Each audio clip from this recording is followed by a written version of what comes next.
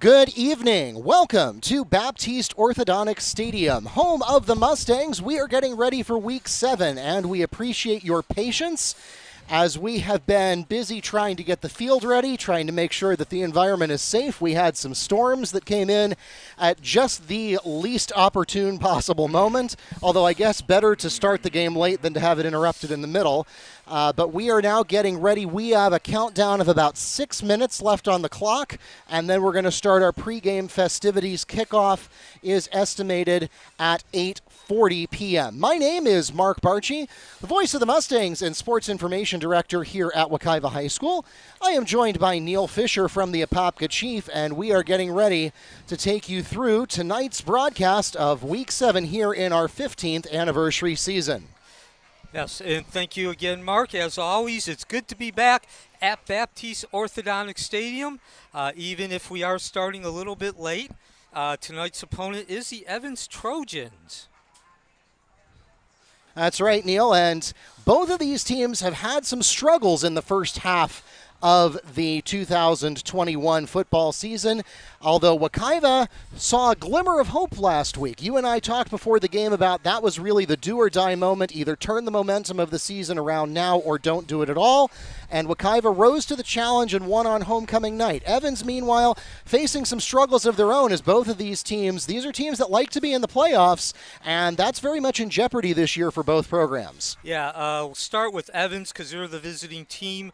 Of course, as you mentioned, Mark, and if you follow high school football in the Central Florida area, Evans is usually a contender to get into the playoffs. This year they come in with a 2-4 record, and they won the opening game against Lyman 13-10, and then they beat Oak Ridge 12-0. Since then, they have lost 4 consecutive games. Wekiva, on the other hand, comes in with the opposite. They lost their first 4 games, but rebounded to get not only their first victory of the 2021 season last week, but the first victory of the Jeremiah Rodriguez Schwartz. That was a 53-14 victory over the Ridge Community Bolts, and not only did it give them, not only was it an important mark because it was a do-or-die moment after losing their first 4 games, but it was also a district victory. So despite the 1-4 record, Wekiva is atop the district 7A6 standings along with Edgewater 1-0. Yeah, that's right, Neil. So, I mean, it's one of those things that at this point in the season, you start thinking about, how do we look for the playoffs? Is it reasonable? Do we have a shot at district championship? Obviously, Wekiva is looking down the barrel of Edgewater and Apopka coming up on their schedule not long from now, and they've got to get ready for that because, if you thought Ridge Community was a challenge, that's nothing compared to Edgewater. And if you thought that, even some of the earlier games, keep in mind that Apopka shut out West Orange, who in turn mercy ruled us. And Apopka is coming up later in the season. So, I mean, what does Wekiva think? They've got 2 quarterbacks that they're kind of alternating between, sharing that starting position. We've started to see some things come together. We've seen Terrell Weathers kind of emerge as the star running back of this season, and some things starting to come together. Wekiva found a rhythm that I don't think they had up until last week, where they were able to get consistent, 3 or 4 plays in a row. Yeah, Mark, and I would just say, and I mentioned this several times last week, even aside from what we were talking about, the do-or-die moment, the situation that Wekiva had lost their first 4 games, just being able to put 53 points on the board and being able to do it the way they did in their first three of their first 4 losses, they gave up 2 touchdown leads and not only wound up giving up those leads but losing the game. This time they came out, they did what they had done in those previous 3 games. They scored twice, Terrell Weathers scoring on rushing touchdowns. However, they then scored that 3rd touchdown and took the 3-touchdown lead into the half. A 29-yard Chris Reed caught a 29-yard pass from Elijah Rooney.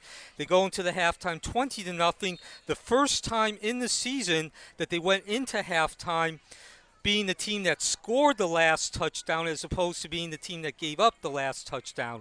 So real quick, because we are under 2 minutes from getting the pregame festivities started, you mentioned the 2 quarterbacks, Elijah Rooney, Tyree Davis. Coach Schwartz went back to Elijah Rooney last week. He was 7 of 10, 139 yards, a very efficient performance. The 2 touchdowns to Chris Reed. They also hooked up in the second half for a 10-yard pass. Coach Schwartz has decided to at least start the game with Rooney at center. I would say under center, but they don't do that. They do the shotgun. So Rooney will be your starting quarterback. Terrell Weathers will also be the starting running back. He rushed for 129 yards last week in the first half, then got injured, and then the original starting running back, James Brown, came in, and even though he wasn't 100%, still garnered 43 yards on 5 rushes and completed the first Wekiva possession of the second half with a touchdown. That put him up 26-0, and in my opinion, that was, again, the touchdown before the half, the Chris Reed reception from Elijah Rooney. That was the touchdown that really changed the momentum, broke that trend that they had. But that first touchdown of the second half, ending the first possession, James Brown scoring, was the touchdown that secured the victory. All right, well, again, we are now under a minute remaining in the warm-up, and we are going to be starting about an hour and 35 minutes. Actually, it'll be, by the time we kick off, it'll be about an hour and 40 minutes late, thanks to the weather delays. We got lucky last week, but this has been a rough season as far as weather goes for the Mustangs, but that is the nature of playing high school football in Florida.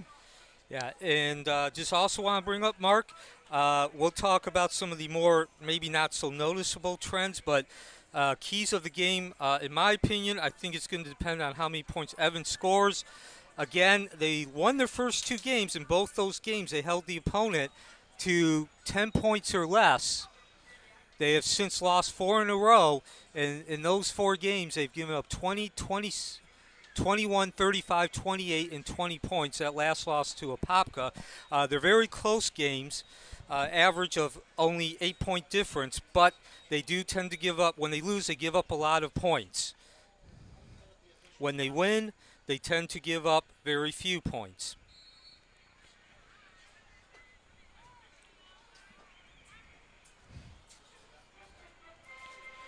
Good evening, everyone. Wekiva High School welcomes you to Baptiste Orthodontic Stadium for varsity football competition. Please welcome our guests from Evans High School. They are the Trojans, taking on your Wekiva High School Mustangs.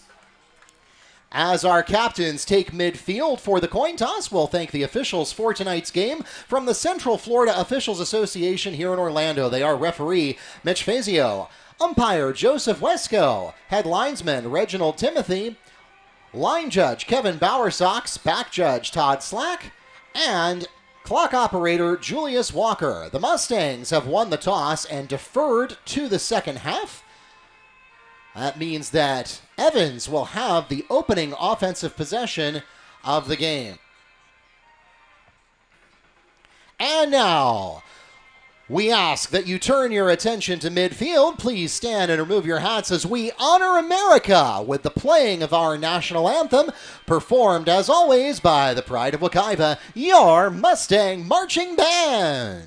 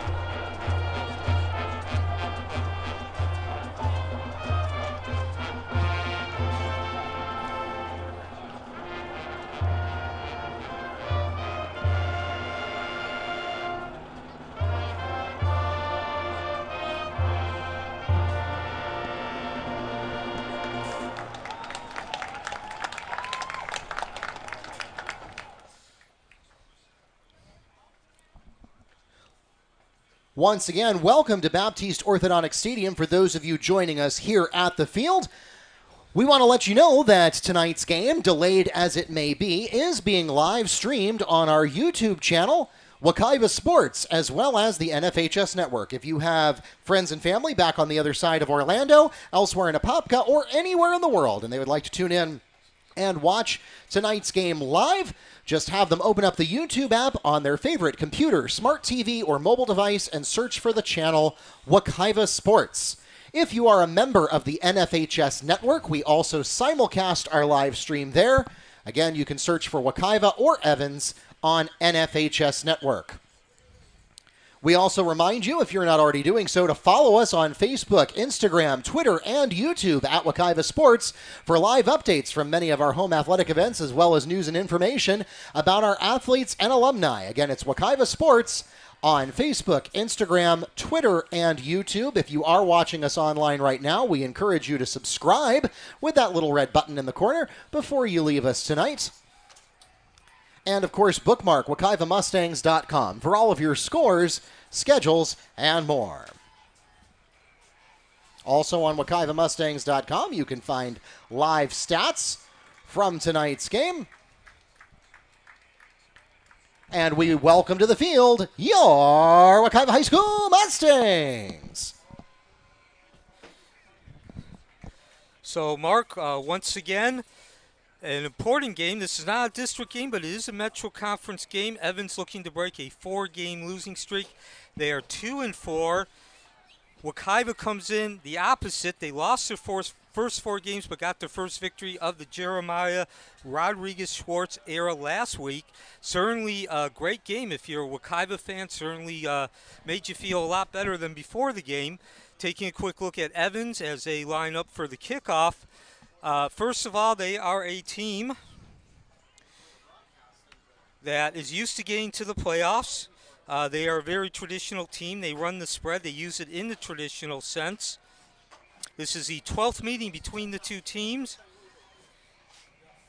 And their rush to pass ratio, more rush, slightly more, 126 to 106. And they've gained 588 yards on the ground compared to 701 in the air. Alejandro Carmona back for the opening kickoff. And Kennard Lang, and we'll talk more about him, is their coach. He's in the 3rd season with the Trojans. And we are underway at Baptiste Orthodontic Stadium. The Trojans using that left sideline, and a solid return for number 1. That's Markeith Williams on the return for Evans, taken from about the 19-yard line. And he is shoved out of bounds at around the 40, make it the 39. So a return of about 20 yards, and Evans will open up their first offensive drive from there with 1st and 10. So once again, Evans rushes slightly more, moderately more, about 20 more times. And they have 2 quarterbacks. Let's take a look and see if it's Chris Peterson or Tyler Crane. They line up in the 1-back set, no fullback, no tight end, and that is number 8, Christian Peterson, under center. 9. Flag on the play.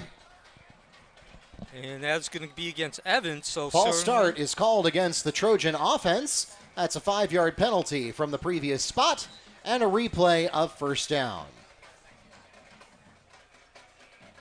So 1st and 15. Peterson lines his team up. And we're not going to get our first play from scrimmage. Another flag on the play. Dead ball prior to the snap. False start called against the Trojan offense. That's another 5-yard donation to the Mustang cause. And it'll now be 1st and 20. So, well, Neil, that's just about the worst way you can, short of a kickoff return for touchdown, that's just about the worst thing that can happen to you on offense to start the game. They haven't even had a snap yet. Yeah, and if you're Wekiva on defense, that's the best. You haven't done anything, and you've already pushed your opponent back 10 yards. Okay, first play from scrimmage. Peterson's going to run, and he's going to get some good yardage on 1st down, but, of course, he has to gain the 10 yards that they lost on penalties before he can cover, shorten that distance for a 1st down. He did gain actually 13, 14 yards. Christian Peterson on the carry for the Trojans. That takes the ball out to the 43-yard line of Evans territory for a gain of 14 on the play. Tackle is made by number 50, George Reed. 2nd and 6. Flag on the play. And as you just heard Mark say, who's also the public address announcer at Baptiste Orthodontic Stadium, a flag. Prior to the snap, false start called against the Trojan offense. That's a 5-yard penalty from the previous spot and a repeat of 2nd down. Now 2nd and 11 from the 38-yard line. And Neil, I mean, I have to believe if you're Coach Lang, this has got to be infuriating. Yeah, this certainly is textbook why coaches' hair turns gray early. They've lost 15 yards on penalties and gained 14 running from line of scrimmage. Peterson's going to try to add to that. He's got one-on-one coverage, and it falls harmlessly to the ground from the Wekiva viewpoint. Pass intended for T.J. Massey falls incomplete. Coverage provided for the Mustangs by Hakeem Lowe. And that will bring up 3rd and 11 for the Trojans. From their own 38, their starting lineup for the Wekiva defense. Sincere Edwards, Omar Hayes, Davian Watkins, and George Reed up front. Linebackers Donovan Knight, Quaidar Cargill. Secondary, which certainly came up big last week, giving up only 14 points, Mike Hippolyte, Tamarian, Frosty Foster, Mike Foster, Hakeem Lowe, and Jabari Smith. 3rd down, Peterson's going to run. He's got a ways to go. And that linebacking unit of Cargill and Knight leads the charge. And so now a punting situation for Evans, 3 and out. Best possible start for Wekiva. Christian Peterson on the QB keeper. That takes the ball to the 42-yard line for a gain of 4. Tackle led by Quaidar Cargill of the Mustang defensive line, and it brings up 4th and 7 for the Trojans. So we'll still wait and see if the defense can keep up what it did last week, if it was as good. We got a block. The punt by number 1, Markeith Williams, is blocked. Special teams getting into the act, but certainly Tamarian Foster had the block for the Mustangs, and the ball is spotted just barely inside Wekiva territory at the 48-yard line. Wekiva takes over from there with 1st and 10. Yeah, so on that 3 and out, Evans 3 and out, Wekiva certainly we will have to wait to see if that was more of Evans' fault or Wekiva playing that well. But in either case, Wekiva did exactly what it needed to do. Evans opened the door, and Wekiva took advantage, turning that into a 3 and out, the 3 penalties into a 3 and out. So Wekiva starts, and Rooney under center. Flag on the play. Literally under center, not just the starting QB, but they're not running that shotgun. Prior to the snap, offsides called against the Trojan defense. That's another 5-yard donation to the Mustang cause, and a replay of 1st down. So, Neil, continued problems at the snap, this time going the other way on defense. 10:03 remaining, handoff to Terrell Weathers, who once again had 129 yards in his first start last week, replacing the injured James Brown. And he will pound and ground ahead. Elijah Rooney makes the handoff to Terrell Weathers, who gets to the 44-yard line of Trojan territory. That's a gain of 3 on the play, and it brings up 2nd and a long 2 for the Mustangs. So Rooney under center, making his 2nd start of the season. Weathers in the backfield. Jovan Delsima, the fullback, getting his 1st start. In the meantime, Terrell Weathers on the carry for the Mustangs. And he has a Wekiva 1st down. A gain of 6. Stop made by Stinson of the Trojan defense. Ball spotted at the 39-yard line. Gain of 5 on the play. 1st and 10 Mustangs. So the first down of the game for Wekiva. And looking at their lineup again, Rooney under center, 7 of 10, 131 yards last week, 2 TDs. Terrell Weathers, monster first half, 129 yards in his first start. Jovan Delsima, the fullback. And we'll get your front 5 in a minute here. Rooney lines them up. Familiar sight, the one-back set. Valsema left, handoff to Weathers. They keep the ball on the ground, and why not when you're picking up 5 yards of play? Terrell Weathers on the carry for the Mustangs. Pickup of 2 on the play. That takes the ball down to the 36-yard line. And it brings up 2nd and 8. Your front 5 for Wekiva. Left tackle, Holly St. Molest. Left guard, Edison Edmond. On the right side at the tackle is Jaheim Reed. The right tackle is Jazzy Valentine getting back into the lineup. And Carlos Fonseca in the middle. Wekiva facing a 2nd and 8 at the Evans 36. No score. Only 4 minutes into this Thursday night contest between Metro Conference rivals. Wekiva with the ball, the handoff to Weathers, and he is unable to reverse course and get away from the defensive line. So the first 3rd down conversion attempt for Wekiva. Terrell Weathers on the carry and no gain on the play. That'll bring up 3rd and 8, or a long 7 perhaps for the Mustangs. As we dip under 7.5 remaining in the first quarter. Wide receivers, Chris Reed. He has 9 touchdowns, 13.5, almost 14-yard average. Justin Hutchinson, the other receiver. And at tight end, Wekiva using a tight end, at least to start with, Xavier Stevens, who actually was an offensive lineman last week. Rooney with the pass deflected. And Wekiva gets a 1st down, but then the drive sizzles out. Elijah Rooney's pass is deflected by Tyler Jones. So the first pass of the game. That brings up 4th and 8 for the Mustangs from the 36 or 37-yard line. And Neil, at this distance, this is kind of a tricky spot here. I mean, it's probably too long at the high school level for a realistic field goal, but a punt, I mean, yeah, you can pin Evans back inside their 10-yard line, but yeah, Noah Putman taking over the punting duties last week. Ramel Smith had been the punter, and he's been dealing with some injuries. Fair catch signaled. Evans wants no part of it, and Wekiva will down inside the 20. 6:59 remaining in the first quarter. No score, both teams with 1 possession. Noah Putnam's punt is away. The ball is downed by the Mustangs at the 18-yard line of Trojan territory, Mustang territory. Evans takes over from there, 1st and 10. So 1st and 10 at the Evans 18. Peterson will go to work.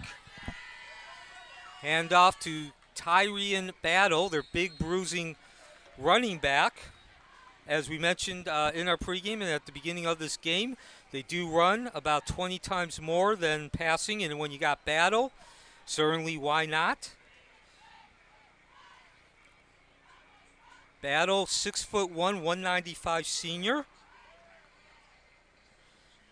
And they go back to the run, and this time that defensive line makes sure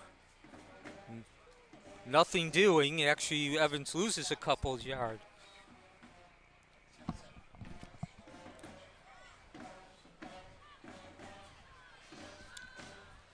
So a 3rd and 13 for Wekiva. Evans. And Peterson with the snap out of the shotgun. The quick pass tipped. And as you like to say, Mark, one good turn deserves another. So the last 2 3rd downs, the defense has risen to the occasion, showing their mobility and alertness, knocking the ball down. And we are still scoreless, 5.5 before the end of the first quarter. That was the first pass. They rushed twice. So Evans will punt. Gets it off. The first punt was blocked. They got away with that. And this time it's just a bad punt. And Wekiva gets the first big break, good fortune of this contest with that bad punt, that short punt. Excellent field position. As Markeith Williams on the punt for the Trojans. That puts the ball at the 18-yard line for 3 yards on the punt. And the Mustangs will start inside the Trojan red zone with 1st and 10. Wekiva actually at the 19-yard line. And we are now going to take the mandatory water break each quarter. That takes us to the midpoint of the first quarter.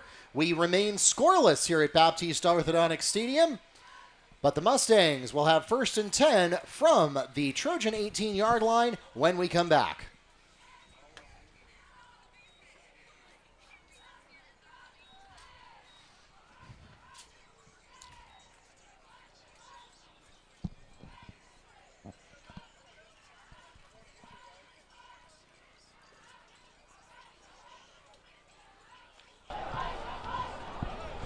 And welcome back to Baptiste Orthodontic Stadium, home of the Wekiva Mustangs.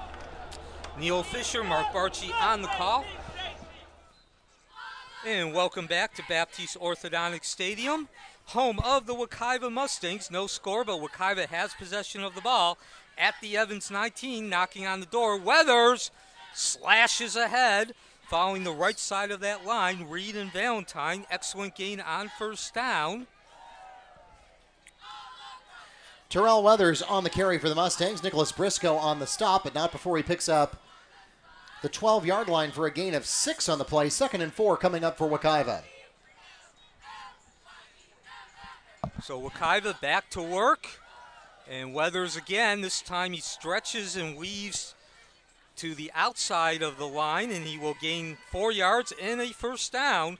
Wekiva will have 1st and goal as we drop under 5 minutes in the first quarter. Terrell Weathers on the carry for the Mustangs, stopped by Joshua Teta and Kelvin Toby. The ball is spotted at the 9-yard line, make it the 8-yard line, and that's just enough for a Mustang. 1st down. So Wekiva looking to draw first blood in this Metro Conference game. Thank you for joining us. 1st and goal for the Mustangs coming up from the 8-yard line. Elijah Rooney making his 3rd start of the season. Under center. Hands off again to, no, this is the fullback. And that is Jovan Del Cima. Sincere Edwards into the end zone for a Mustang touchdown. So Sincere Edwards, the 6'3", 240-pound defensive lineman, showing that he's not just brute force, he's got some footwork. Followed Carlos Fonseca and Edison Emmon into the end zone. 4:18 remaining in the first quarter. Wekiva 6-0 with the point after touchdown being attempted by Carmona. Snaps down, kicks up, and no good. Wide left. Somebody might have actually gotten a hand on that. But Wekiva takes the first lead of the game, 6-0. Alejandro Carmona's extra point attempt is wide left and no good. The Mustangs take a 6-0 lead over the Trojans with 4 minutes, 18 seconds remaining in the first quarter.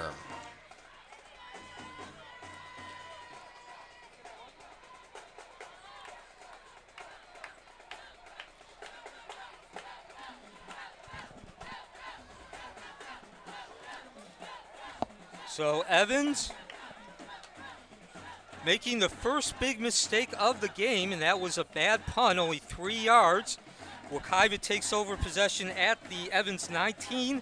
3 plays later, 3 rushing plays later, they smack that ball into the end zone and take the 6-0 lead with 4:18 remaining in the first quarter. Wekiva broke a 4-game losing streak, actually losing their first 4 games of the season last week, looking to make it 2 in a row now. Evans looking to break a 4-game losing streak of their own. Markeith Williams, and he will try the right side, and he's getting good yardage. One man to beat, and he does. He's got a host of blockers, and Evans needed a big play. They turn to Markeith Williams, and he delivers. Special teams. Where did he pick that up, Neil? I think it was like the 10. 10-yard line. Markeith Williams from the 10-yard line for the Trojans. He takes the ball all the way down to the Mustang red zone. That's spotted at the 21-yard line. So Williams, nothing fancy. He got a great block in front and followed those walls down the hash mark, weaved down the sideline, and now Peterson hands off and score that touchdown just as quickly. Evans ties this game at 6-6.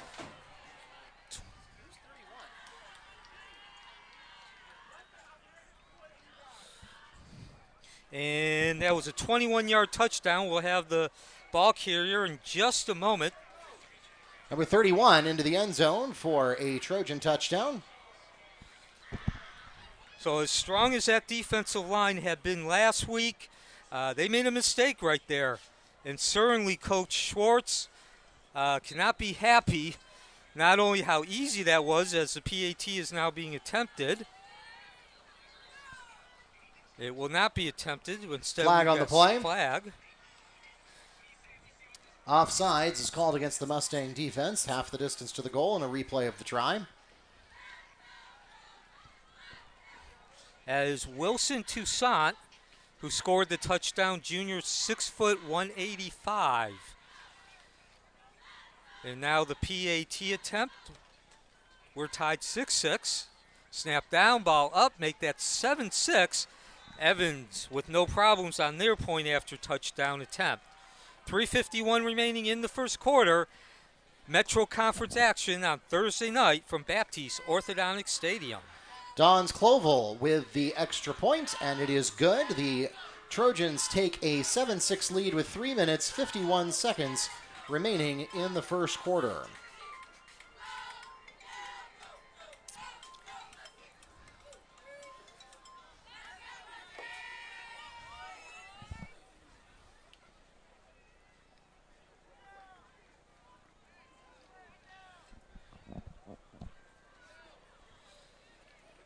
So Baptiste Orthodontic Stadium is the site. Wekiva's home facility. They are now behind 7-6. Both teams lightning quick hammer blow strikes. Wekiva taking over possession of the ball at the Evans 18-yard line as the ball goes into the end zone, and we'll have a touchback. Michelson Solitaire with the kickoff, and that is a touchback. There is, however, a flag on the play. So Wekiva needed 3 plays, moving the ball from their own 19-yard line, 3 rushing plays. Sincere Edwards, the defensive lineman, going the last 8 yards. The PAT was no good. It was wide left. Alejandro Carmona unable to convert. And then Evans answered equally quick with equally as much force. Markeith Williams taking the ball all the way down to the Wekiva's 21-yard line. And then Toussaint, the other big bruising running back, going the 21 yards from the line of scrimmage. The PAT was good, and that's our difference right now. And, of course, the Mustangs now may be having flashbacks to the Ocoee game where extra points made all the difference. And waiting for a call from the officials here, the fact that he was discussing the issue with the Evans coach, let's see. Ineligible receiver is called against the Mustangs. Or illegal substitution, I mean to say. Yeah, and Dowens. That'll be a 10-yard penalty from the end of the play, which the touchback would have put it at the 20-yard line, and so that means that the Mustangs will now start at the 10. And Dawins Cloville, the kicker for Evans, his conversion of the PAT is the difference, 7-6. As Mark just said, Wekiva takes over 1st and 10 at their own 10-yard line. 3:51 remaining in the first quarter. That's Rooney handing the ball off to Weathers. They're going to go sweep right for about 3 yards. Terrell Weathers on the carry for the Mustangs. Stop is made by Markeith Williams. So we're less than a quarter into this game, and Markeith Williams is a name that keeps coming up, Mark. Gain of 1 on the play. 2nd and 9 coming up for Wekiva from their own 11-yard line. Yeah, he has turned out to be the Sincere Edwards of the Trojans. Yeah, just in the pops out of green. nowhere wherever you least expect him. Yeah, in the forest green and white uniforms.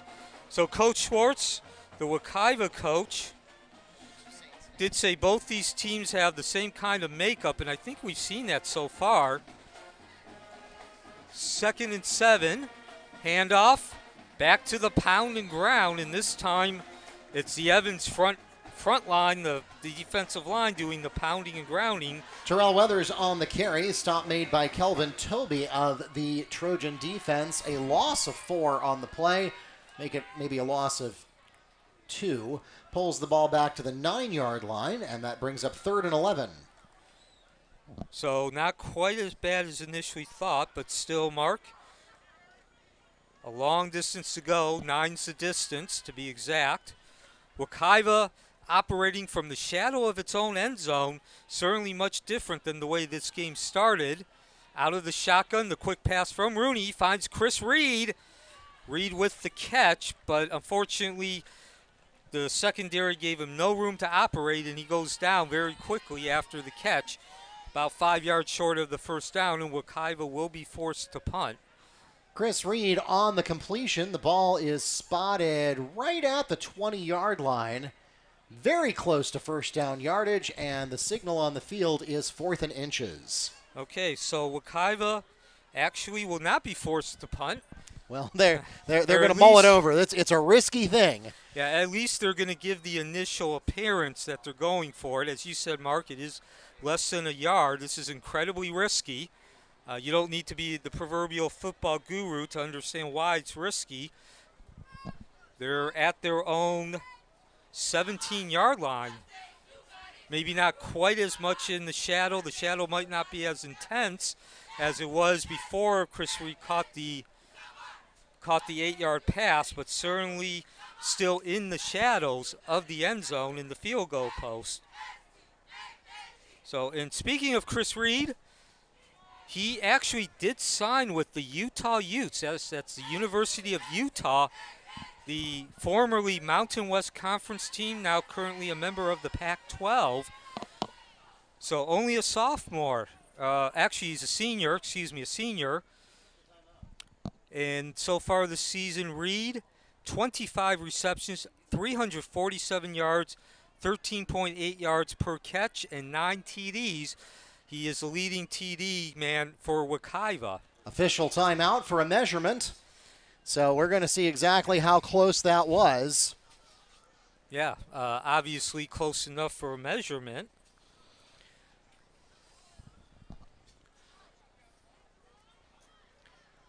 Survey says Wekiva coming in 1-4, but that first win was last week, looking to get a second consecutive week, build up some momentum and confidence heading into the showdown with the state powerhouse Edgewater. That's a District 7A6 matchup. This is actually a Metro Conference matchup with Evans, but not a district matchup. First down, Mustangs. So they gained more than it initially appeared. They needed 9 yards, and Chris Reed finds a way to get those 9 yards. And Wekiva gets its third first down of this game. 1:46 remaining in the first quarter. Wekiva trailing 7-6. The difference so far, the point after touchdown conversions. Evans completing theirs. Clovell. Wekiva failing. Carmona unable to go between the uprights. So Elijah Rooney lines the team up again. Nobody in the backfield. The handoff to the fullback, Dalcima. And nowhere to really go. And very short gain on first down. Juven Dalcima on the carry for a loss of 1. That puts the ball at the 19-yard line and brings up 2nd and 11.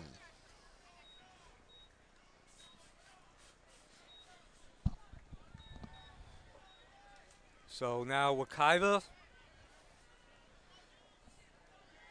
Going back to the one-back set. Rudy, quick pass, no drop. But unfortunately, Mike Foster drops the ball. Pass intended for number 13, Hutchinson. Justin Hutchinson, falls incomplete. That'll bring up 3rd and 11 for the Mustangs. Yeah, that pass was really too high. I mean, Hutchinson still should have caught it, but he had to get 2 or 3 feet in the air to have a shot at that, and the Evans safety was just able to get there in time to disrupt that. Yeah, and Hutchinson probably wouldn't have gained more than a yard anyway. Safety was all over him. So good coverage out in the flat. Rooney drops back, takes a pass is nearly intercepted by Markeith Williams, intended for Christopher Reed, and it falls incomplete. That'll bring up 4th and 11 for the Mustangs. Well, Neil, there's that Markeith Williams name again. That's a name familiar to Wekiva. That's also the name of our swimming coach. No relation. Yes. And I believe that's the 5th or 6th time we've called Williams' name. So this time Wekiva's there's not going to be any question about whether it's a first down or not. Wekiva 11 yards short. And Noah Putman in for his second punt of the game. And this time, no problem with the execution of getting the ball to Putman. And Evans will get excellent field position, taking over at Wekiva's 40-yard line. So Noah Putman on the carry, or on the kick. The punt is downed at the 40-yard line of Mustang territory for a net of 21 on the punt. And the Trojans will start off from there with their next offensive possession. So Wekiva began this game winning the field position battle, beginning their second possession at Evans 19. But since then, Evans has certainly turned that around. Last 2 possessions starting in Wekiva territory, as we now have 40 seconds in the first quarter. Hand off to Battle. Battle, the big bruising full running back, averaging 5 yards a carry, 91 carries, 455 total.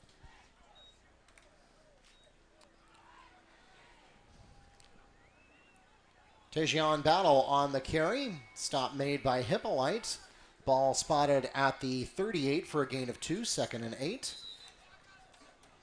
And this time, the defensive line comes up big and gets that tip pass. That's actually the 3rd tip pass we've seen by combined tonight. And I think, I could be wrong here, Neil, but I think that was Sincere Edwards.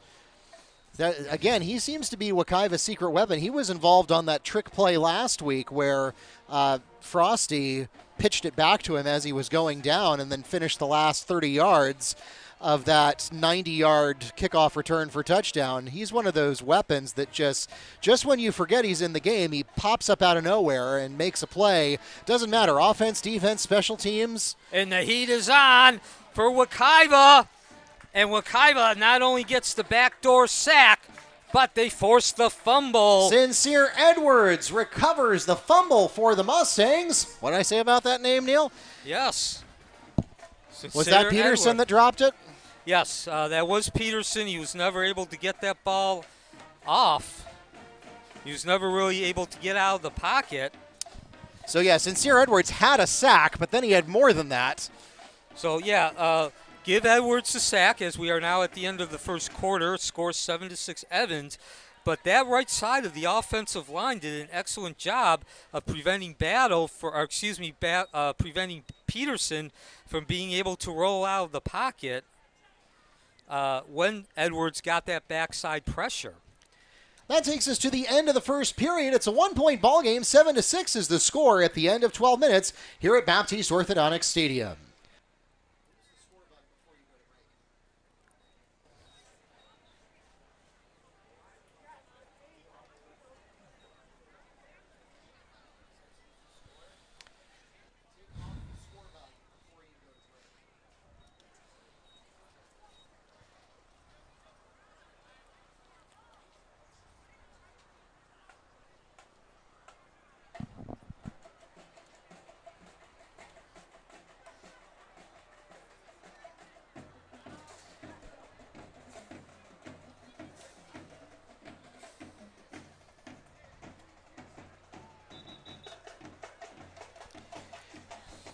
Baptiste Orthodontics and Dentistry for Kids is a proud partner in education with Wekiva High School. Their newest office, located in the heart of Apopka, across from Kitland Nelson Park, offers both orthodontics and pediatric dentistry.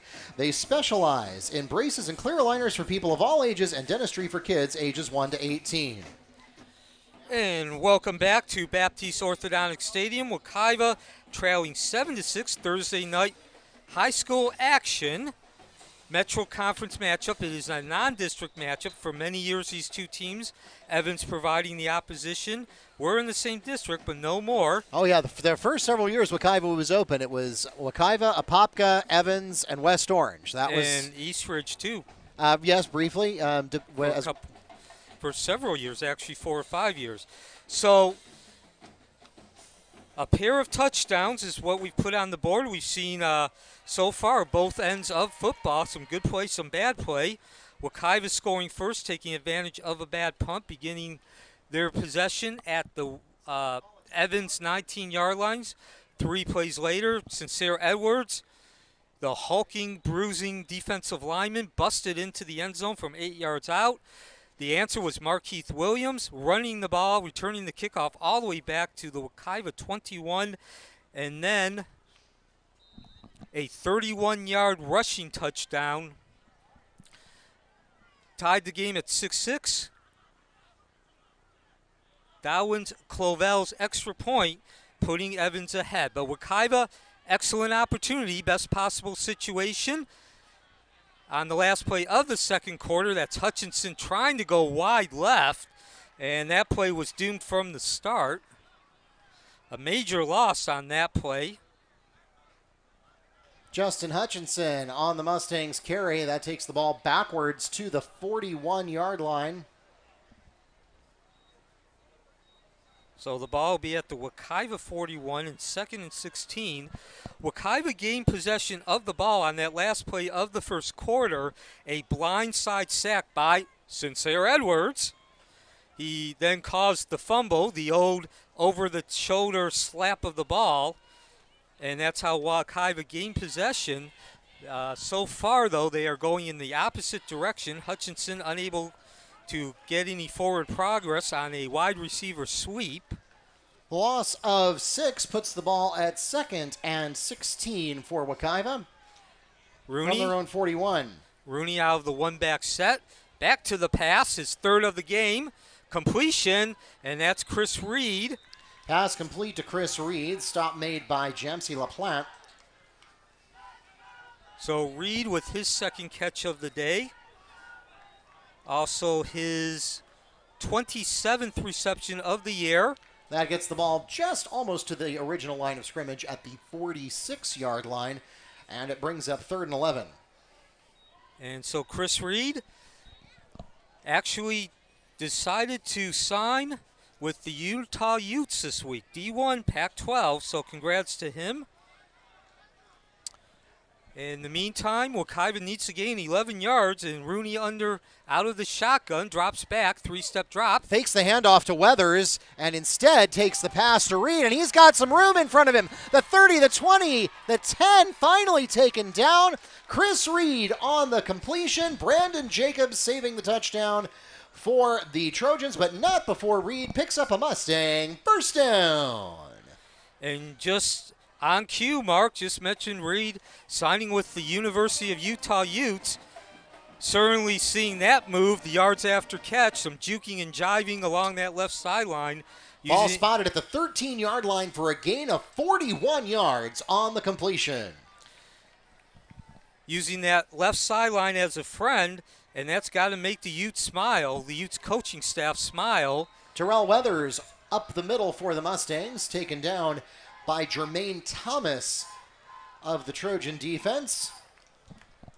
A loss of 2 on the play brings up 2nd and 12. The ball will be at the 15-yard line. Wekiva looking to get back into the lead. They led 6-0 for 2 plays. And the difference right now is the PAT. Dowens Clovell converting the PAT attempt for Evans. So Terrell Weathers, who gained 129 yards last week in his first start. 207 yards coming into this game, and he's been the workhorse, but not on this play. Tipped, intercepted, and we go the other way. And, boy, this is going to be a long return all the way out to midfield. Pass is intercepted by the Trojans, number 24. That's Brandon Jacobs. Brandon Jacobs on the pick and return. That takes the ball back to the Trojan 43-yard line.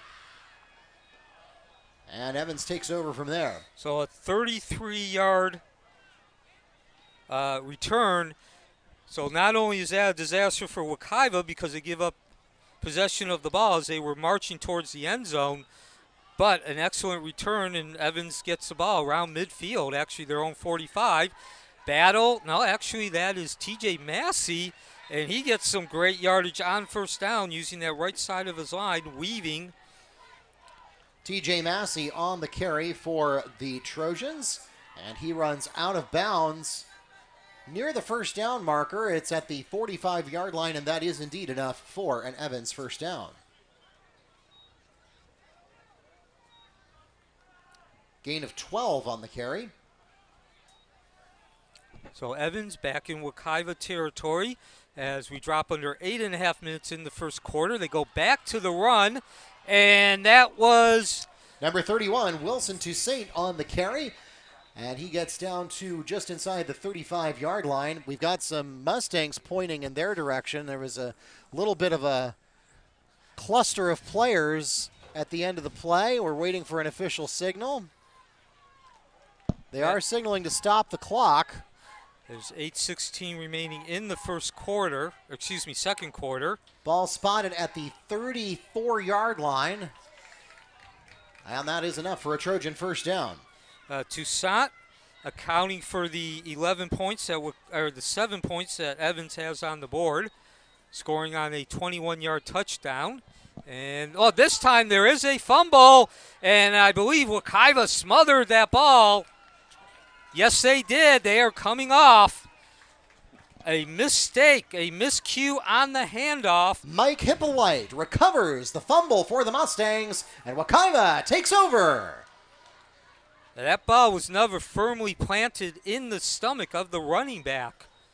And it just did a boing about two yards up to the line of scrimmage, right where the defensive line was. As you mentioned, Mike Hippolyte, the nickelback. And so Wekiva, unfortunately for Wekiva, they still lose a ton of field position on the exchange of turnovers, but the damage is at least limited from that earlier interception. Well, the bottom line is they needed to get the ball back, and they did, Mark.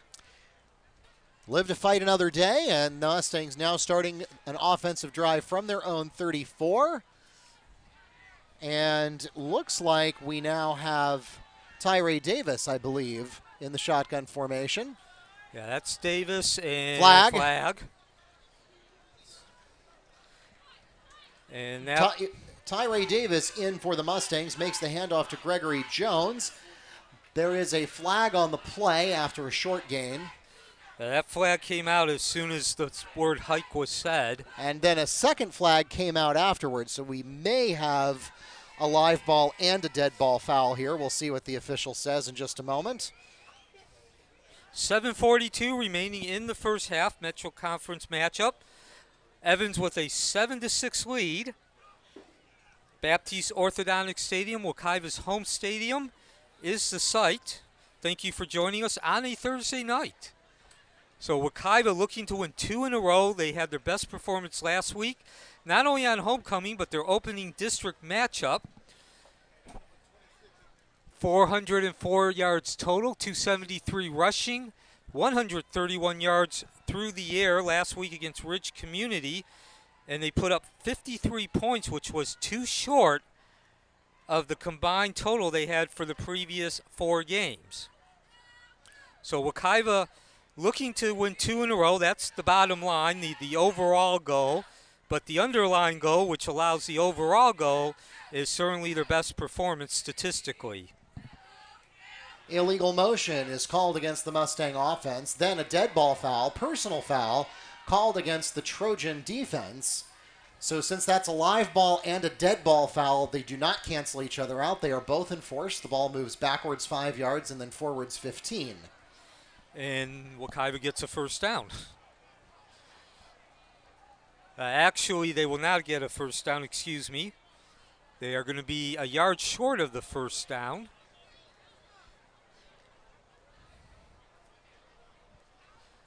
As they line up now at their 44-yard line.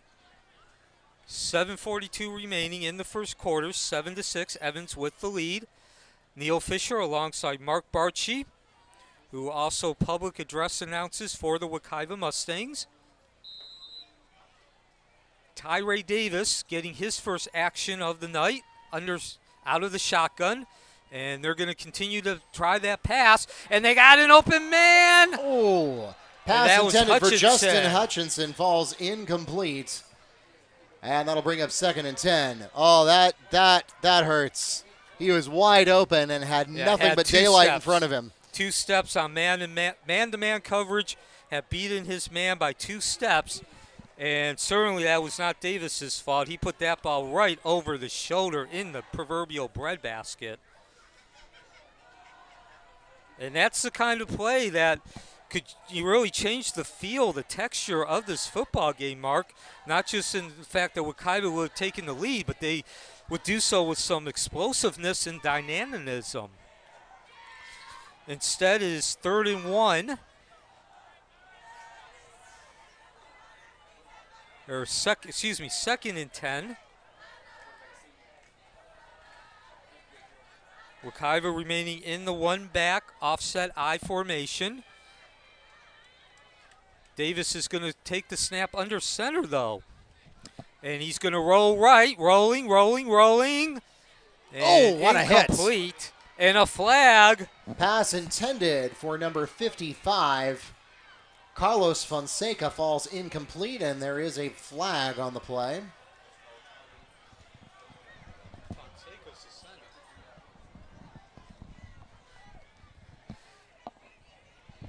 So we're waiting to find out what the penalty was.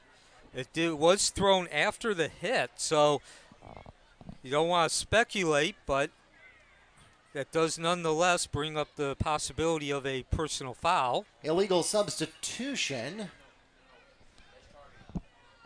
Targeting is called against the Trojan defense. That is a 15-yard penalty from the previous spot, and an automatic Mustang first down.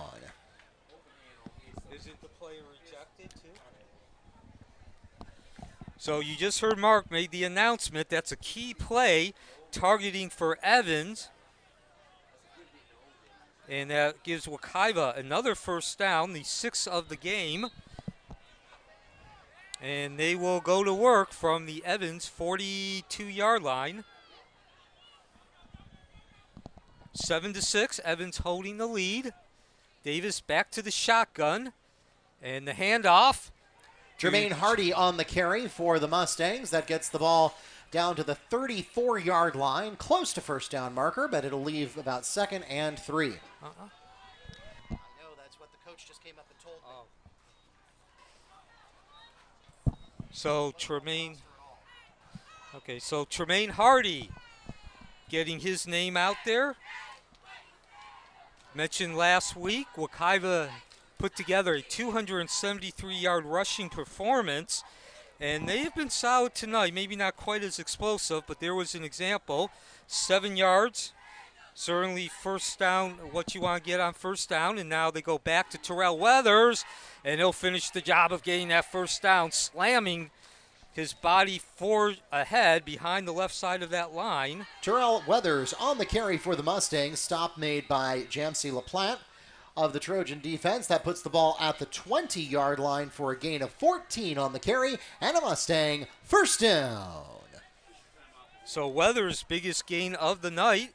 And we've reached the midpoint of the second quarter, so we will pause for an official timeout. Mustangs trail the Trojans 6-7 midway through the second period, but they will have 1st and 10 at the door of the red zone when we come back. Baptiste Orthodontics and Dentistry for Kids is proud to introduce Dr. Alma Correa. Dr. Alma is a board-certified pediatric dentist. She specializes in treating children ages 1 to 18 years old, offering routine dental checkups, cleanings, extractions, sedation, and emergency dental care for kids. Visit their website, BaptisteDentistryForKids.com, to schedule an appointment today.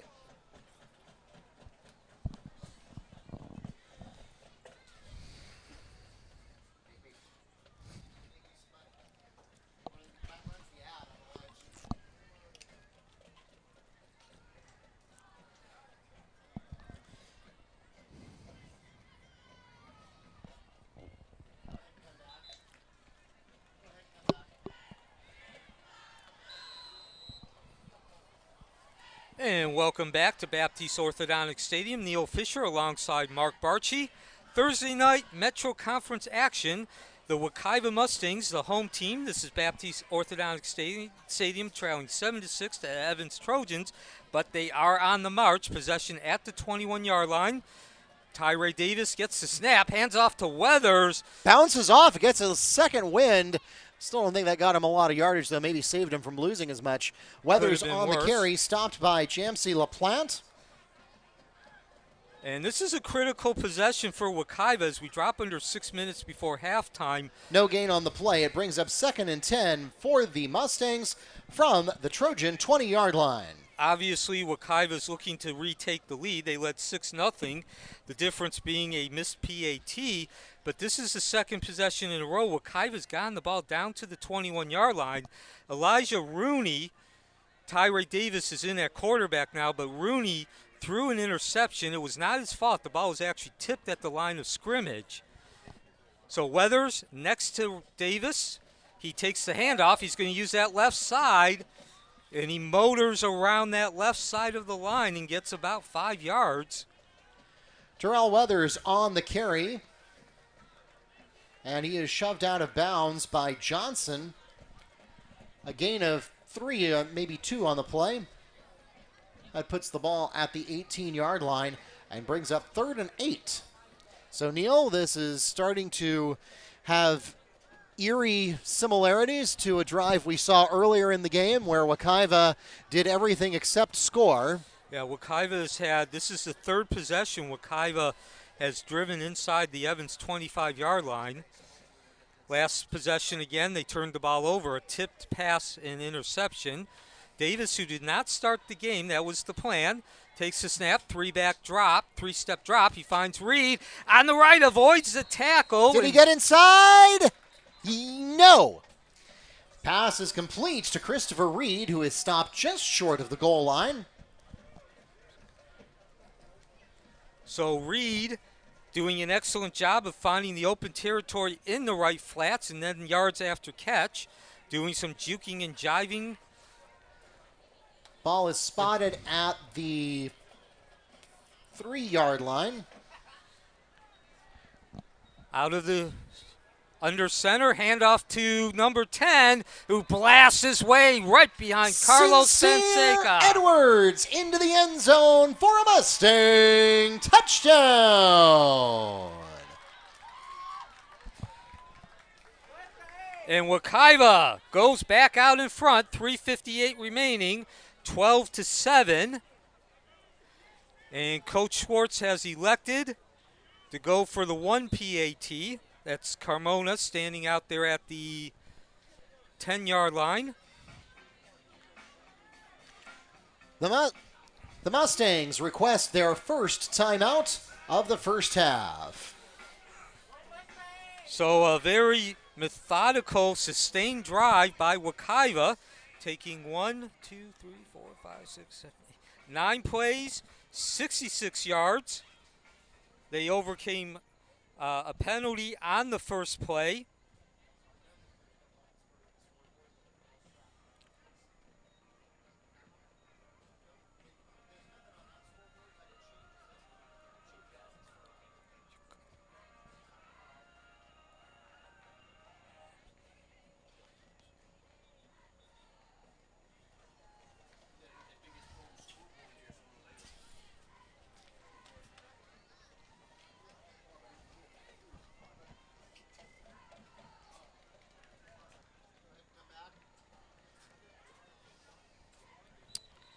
Welcome back to Baptiste Orthodontic Stadium, where Wekiva has a little bit of excitement going on. They've got the score. Yeah, Wekiva has gone into the lead by 12-7, 3:58 before halftime.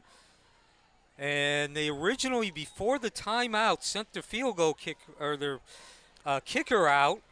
But now they're going to go for the two-point conversion. That's Weathers, number 9, the running back.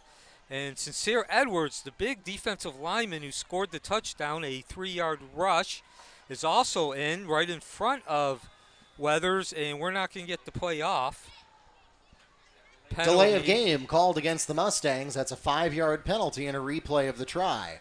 Well, Neil, that's bad news if you're going to go for 2, because that ramps up the difficulty level by quite a bit. Yeah, that was 5 yards, and now they're sending Elijah Rooney, who started the game at quarterback, in. So it looks like Wekiva's still going to go for 2, but they're going to go for 2 with a different plan. Actually, Carmona is out now. Okay. Number 23. And Wekiva was going to go for the two-point conversion because Carmona missed the first PAT. So they're chasing points now. Here's the snap, the ball down, kick up. And that one looked a lot better than the first one, and it's good. Much better. Alejandro Carmona's try is good. And so the Mustangs now enjoy a 6-point advantage. 13-7 is the score with 3 minutes, 58 seconds remaining in the half. And, of course, that drive was 66 yards. And it really seemed to get into high gear on an incomplete pass on 2nd and 10 from the Wekiva 44. Evans actually was called for targeting. That gave him 10 extra yards. Wekiva 10 extra yards in the first down. The other big play was a 14-yard rush by Terrell Weathers. And then Chris Reed caught a 16-yard pass from Tyree Davis that put the ball down at the 3-yard line. And Sincere Edwards, who we've caught about half a dozen times, even though he's a defensive lineman in terms of carrying the ball, took the ball the last 3 yards following another biggie, Carlos Fonseca, the center. And that leaves us 13-7, 3:58 remaining before halftime. Neil Fisher alongside Mark Barchi, the Wekiva Broadcast Production Department handling the video aspects. And, of course, speaking of the Wekiva Broadcast Production Department, Mr. Dickerson actually Our director was kind enough and gracious enough to come help us get set up tonight. His wife is in the hospital right now celebrating the birth of a baby. Their second? Yes, their second, healthy baby, and she is looking to be discharged any minute now. And so he is over there with her, and so we are in the capable hands of his students who have been doing this long enough now that they can operate independently. And so, again, congratulations, Mr. Dickerson, and our thanks to the entire Wekiva broadcast production team. I was looking down, but there was some sort of 15-yard penalty against Evans. About 150 people in the stands, about 75 on both sides. Wekiva just taking a 13-7 lead. The kickoff from Carmona. And what was a game delayed about an hour and a half due to a lot of rain continues. Markeith Williams fumbles and scramble, and Evans will retain possession. So Markeith Williams returns the ball from about the 5-yard line after the kickoff from Alejandro Carmona. The ball is fumbled but remains under Trojan control. And the ball is ultimately spotted at the 15-yard line. So a long way to go for Evans. However,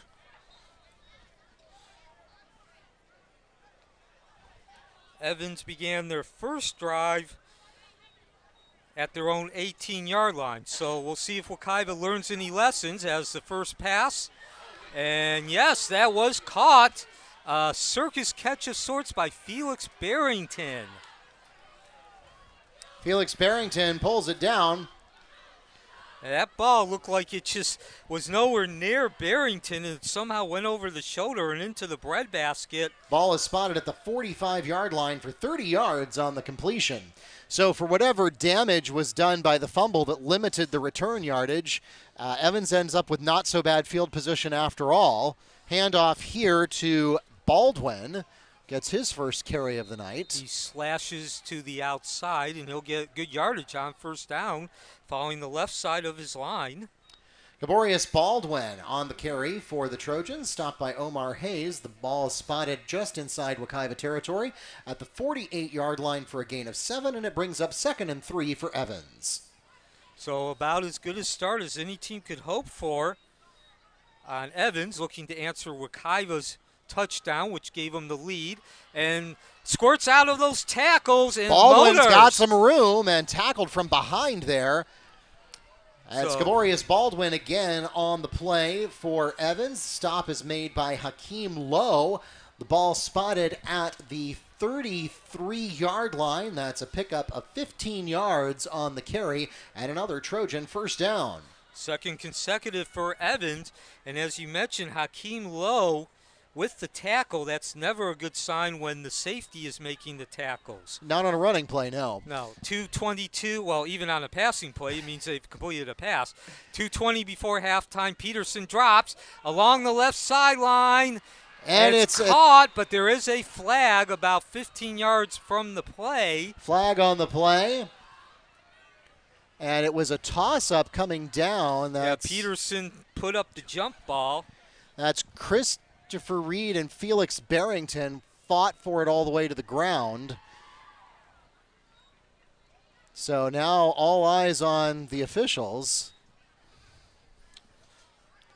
Christopher Reed, of course, the big wide receiver for the Mustangs. Yeah, and we'll mention it again. He signed this week with the University of Utah, the Pac-12 school, Power 5 conference. Oh, I'm sorry, I had that backwards. It was T.J. Massey. T.J. Massey, it was number 2 and number 11. I had him switched around. So T.J. Massey catches the pass, and the pass interference is called against the Mustangs, but that penalty is declined. And that'll put the ball at the 2-yard line. Evans lines up out of the shotgun. The handoff, not a tackle yet, and now he goes down, swarmed by that defensive line, and the safeties came up as well to provide the assistance. That was Barrington Evans trying to sneak one in terms of giving the ball to a different running back. And that is I'm sorry, repeat that again, Neil. I was punching in the last play. Felix Barrington. And the ball is back at the 12-yard line, so that's a 10-yard loss. Barrington on the carry. Pulls the ball back to the 11-yard line for a loss of 9. 2nd and goal. Evans will try again, this time with the pass. Jump ball into the left side corner. And incomplete. Pass falls incomplete. Christian Peterson looking for T.J. Massey. The coverage provided for the Mustangs by Michael Foster. So that's actually a kind of a repeat of what we saw 2 plays ago, just with shorter distance, and this time it does not work out, and that was clean coverage by Michael Foster this time. And Foster, in only his 3rd game playing defense, he was a wide receiver until 3 games ago. Well, you see that a lot, Neil, with secondary players, that wide receivers and safeties are often cut from the same cloth. Obviously a key play here, not only score, but momentum-wise. Peterson hands off, no, fake. And intercepted. Did he get it? Yes, he did. Pass intercepted for the Mustangs by Jabari Smith. The freshman coming up big. There is a penalty that's probably going to be unsportsmanlike conduct. 1:03 remaining. And boy, Wekiva bent but didn't break. And they got the biggest play of this game when they absolutely had to. There is a flag on the play. Provisionally, the ball is at about the 3-yard line with the interception by Smith. Dead ball, unsportsmanlike conduct called against the Mustangs. That'll be half the distance to the goal, but the Mustangs will remain in control. That's the 2nd interception of the season for Jabari Smith. And again, to be honest, I'm not sure what Peterson saw. Smith was the only player in that general area. Give Smith credit. He had excellent coverage, and he was right where he was supposed to be to take advantage of the bad pass. But Peterson should have never have thrown that pass to begin with. He would have been a lot better to just throw that ball out of bounds and give his team a shot at a field goal. So that leaves the score at 13-7, 1:03 remaining. So if you're Wekiva, you're taking the ball deep in your own territory, and you just want to click off those last 63 seconds. Handoff, under a minute now. Sincere Edwards on the carry for the Mustangs. Yeah, and at this point, the Hippocratic Oath comes to mind. First, do no harm. A gain of 3 on the carry for Sincere Edwards. And now I understand handing the ball off to Sincere Edwards makes sense. He's a big dude. He's a defensive lineman. It's very hard to push a 6-foot, 3-inch, 240-pound man backwards. The Trojans request their first timeout of the first half.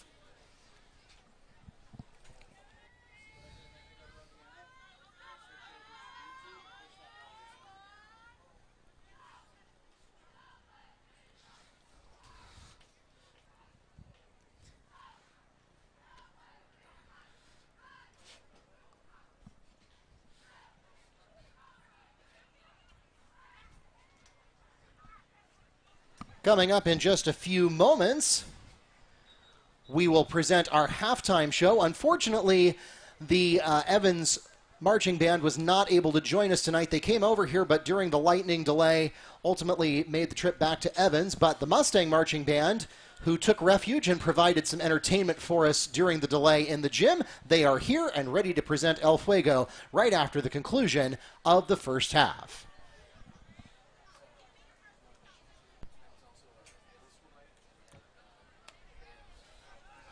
Hello?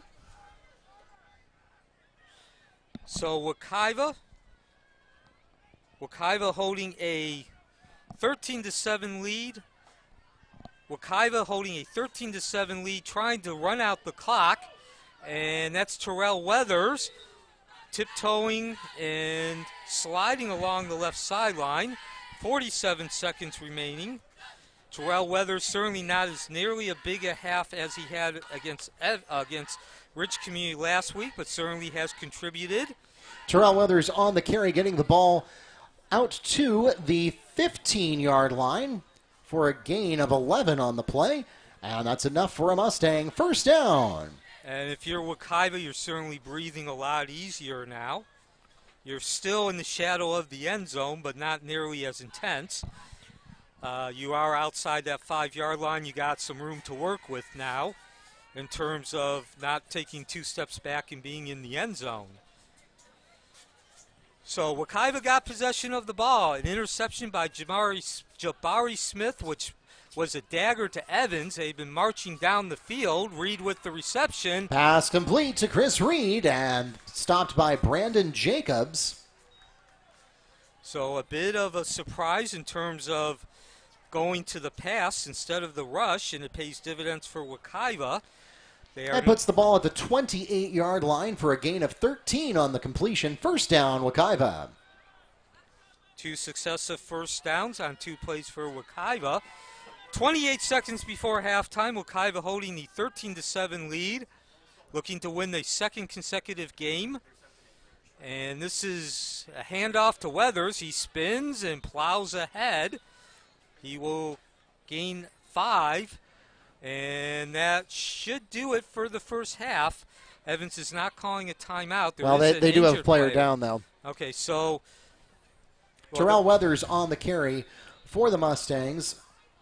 And we'll pause here for an injury timeout. So the clock has reached 0:00, and I believe it looks like the refs are going to rule that the first half did come to an end. That takes us to the end of the second quarter.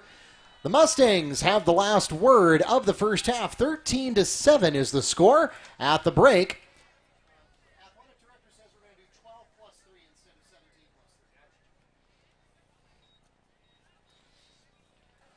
Don't go anywhere. Halftime show coming up next. And so, Wekiva will take that 13-7 lead into halftime. Stick around. The marching band will perform.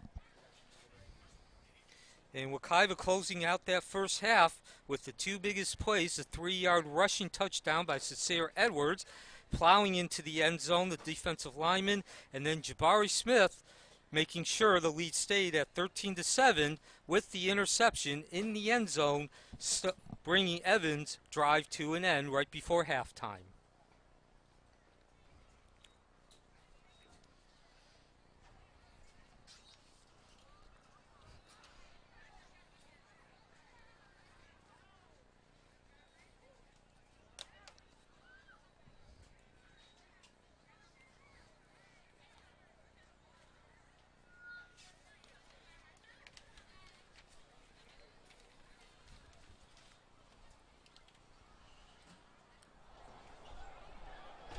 Good evening, ladies and gentlemen. Now entering the field for your halftime entertainment, the Wekiva High School Marching Mustangs. The band is under the direction of Mr. Joshua Grosniklas.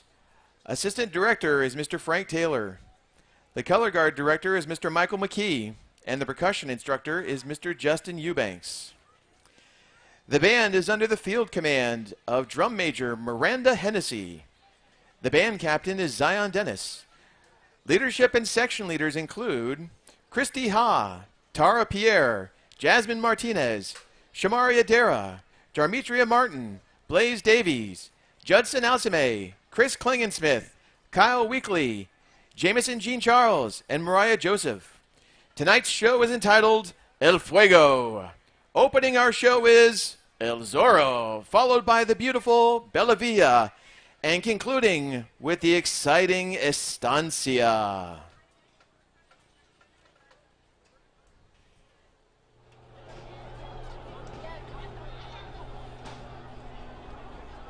We also want to give a big shout out to our friends from Piedmont Lakes Middle School who joined us tonight for middle school night.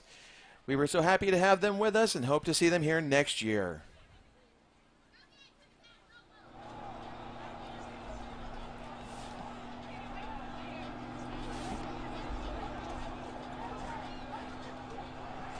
Drum major Miranda Hennessy. Is the band ready?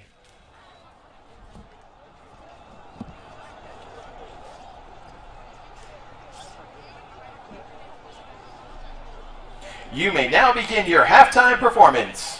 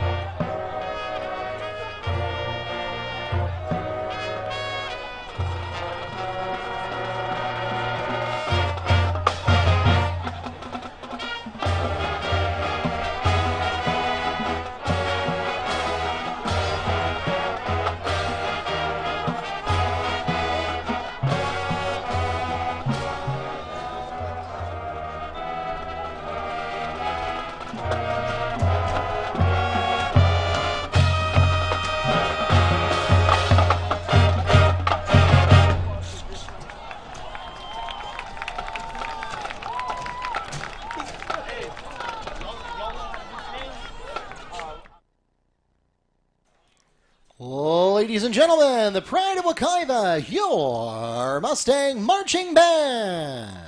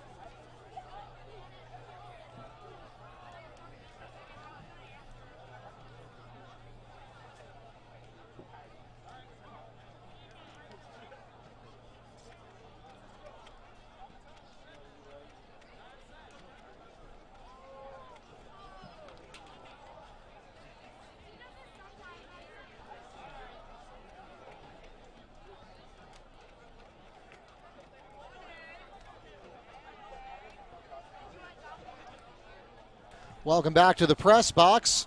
Mark Barchi here with Neil Fisher.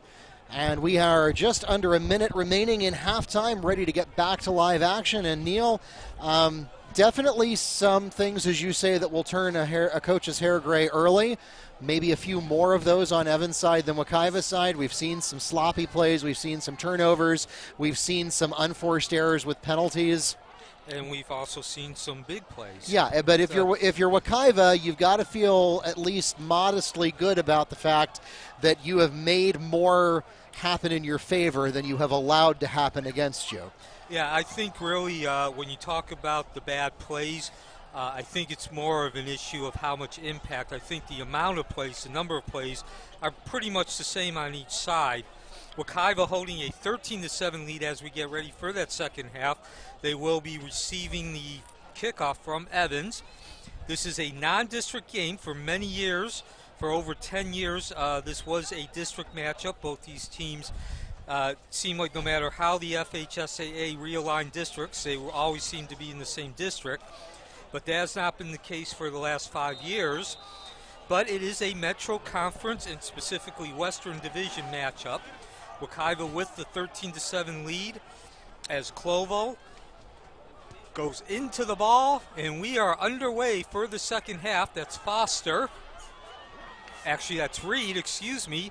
He'll take the ball. Reed with only his second return of the season. Foster usually takes them.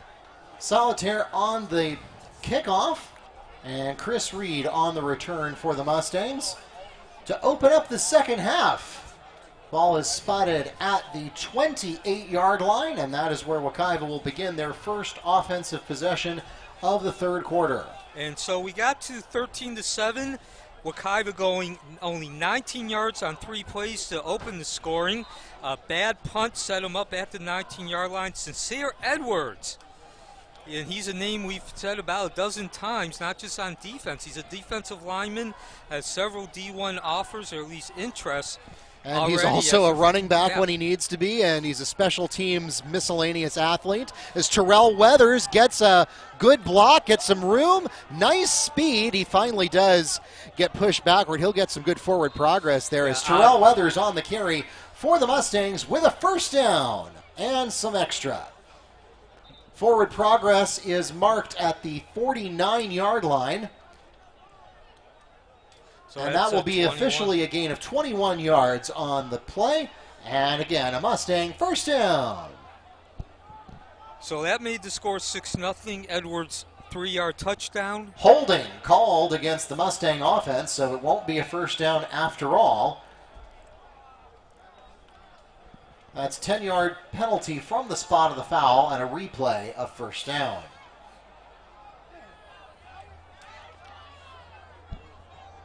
And not only will that not be a first down, but it'll put the ball all the way back to the original line of scrimmage.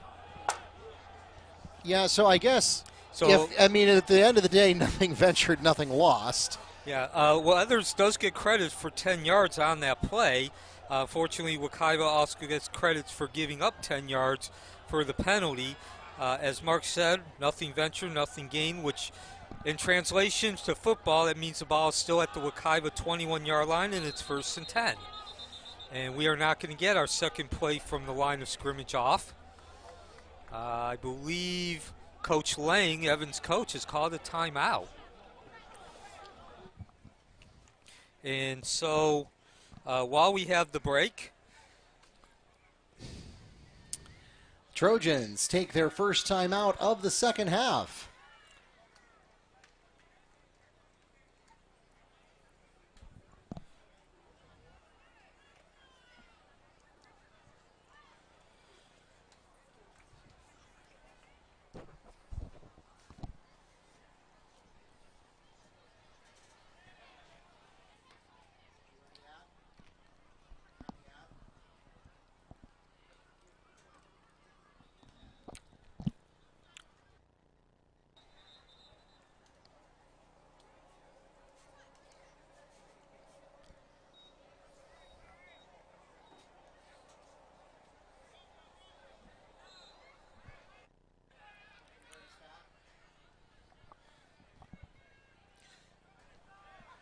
Only one play into the second half. Wekiva with a 13-7 lead in possession. Handoff to Weathers, who spins and plows ahead, about 2-yard gain. There was actually a 21-yard gain by Weathers on the first carry, but there was also a penalty for holding. So when all was said and done, the ball wound up where it started at the 21. Terrell Weathers on the carry for the Mustangs. That puts the ball out to the 32-yard line for a gain of 4. Brings up 2nd and 6. So the scoring, Wekiva opened it in the first half, 4-18. Sincere Edwards, the defensive lineman, scoring from 8 yards out. That was a 3-play drive, 19 yards. They got the ball at the Evans 19 due to a very bad punt. And now Tyree Davis out of the shotgun, starting the second half. It was Elijah Rooney starting at quarterback in the first half. We'll have a penalty as well. Flag on the play prior to the snap. False start called against the Mustang offense. A 5-yard donation to the Trojan cause and a replay of 2nd down. So Evans then went ahead on a Wilson Toussaint 21-yard rush. That was one play. That's all Evans needed. And Dowlins Clovell actually put the team ahead 7-6 with the PAT. Meantime, Wekiva. Weathers up the middle. James Brown up the middle, slides to the left, and he will have a first down. 14 yards, exactly what Wekiva needed, not only to get some momentum, but to get better field position. James Brown on the carry for the Mustangs, getting the ball all the way out to the 43-yard line of Wekiva territory. That's a gain of 16 on the carry for Brown, and Mustang first down. And once again, Evans got the ball at the Wekiva 21-yard line on an interception. And then Wekiva went into the lead. Sincere Edwards, as the big defensive lineman, scored both touchdowns, 3 yards, 3:58 remaining in the first quarter. This is Brown again. And we're seeing a repeat of last week when Brown, who started the first 3 games, came in the second half. He did not start. Terrell Weathers was the starter due to the injury to Brown. James Brown on the carry. Brown again with some solid yardage on first down, 4 yards. A gain of 3 on the play brings up 2nd and 7 for the Mustangs from their own 46-yard line.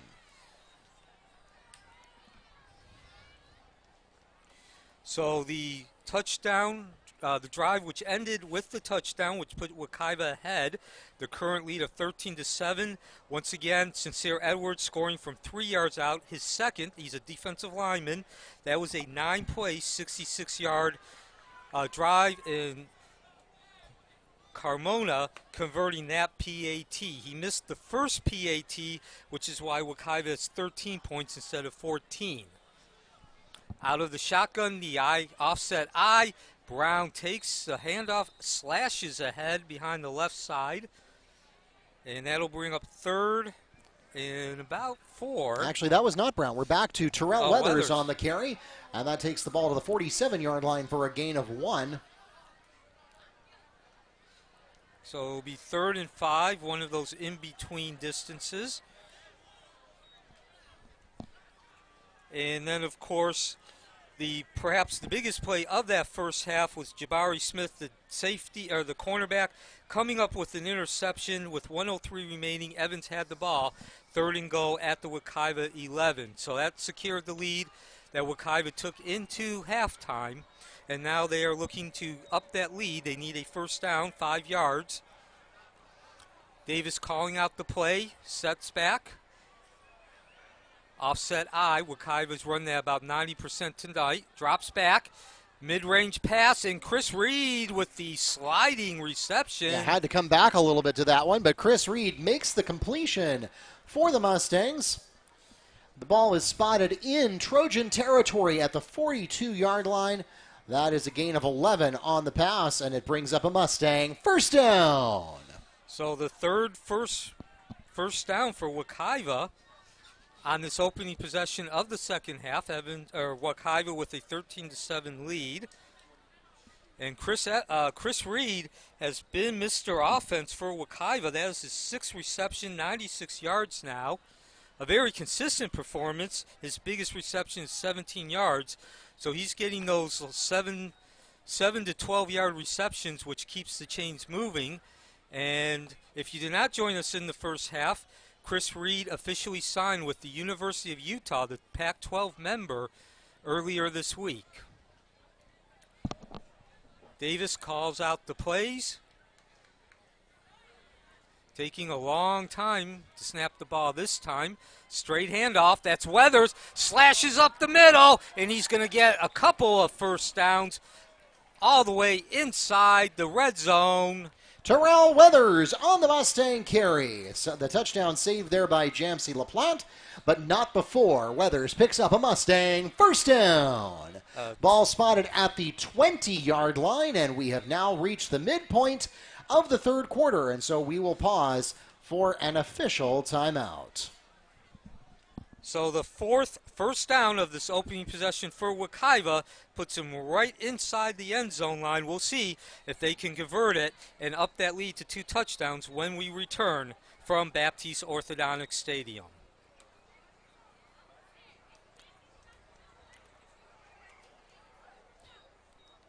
As a proud sponsor of Wekiva High School Athletics, Baptiste Orthodontics and Dentistry for Kids invites you to visit their website for a detailed list of all the services they provide. Whether you're looking for a new healthy smile or in need of a dentist for your kids, Baptiste Orthodontics and Dentistry for Kids is here to serve the Apopka community.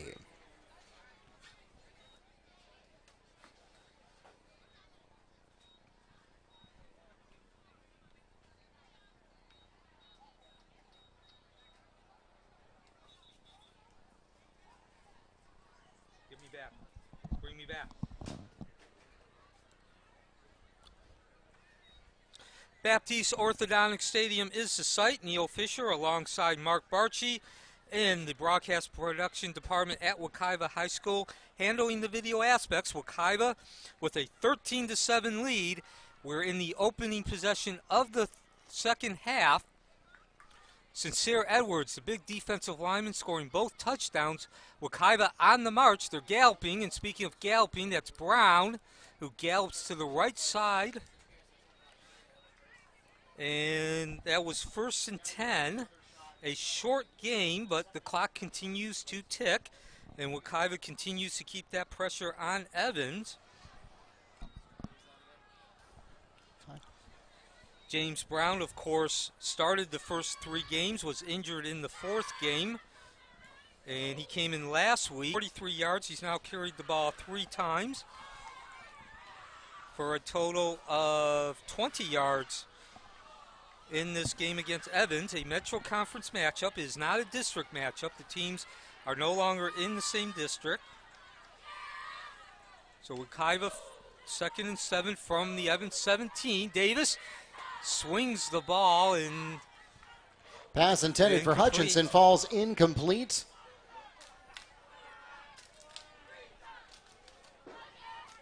And so that'll bring up 3rd and 7 from the Evans 17. Williams on the coverage. 3rd and 8. So the good news, if you're Wekiva's, we are now 4:34 remaining in the third quarter, was during that first half a 5 of 10 performance. That's Elijah Rooney and Tyree Davis. The quarterbacks, they combined 5 of 10 for 85 yards and only 1 interception as Davis hands off to Brown. He'll go with the draw. Flag on the play. There is a flag that's usually holding when it comes from that area and at that time. So holding called against the Mustang offense. It's 10-yard penalty from the spot of the foul and a replay of 3rd down.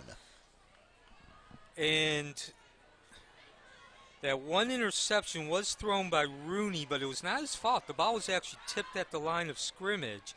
So nothing spectacular from the quarterbacks in the passing in the offense in general, but they have not made many mistakes which have given Evans opportunities to score.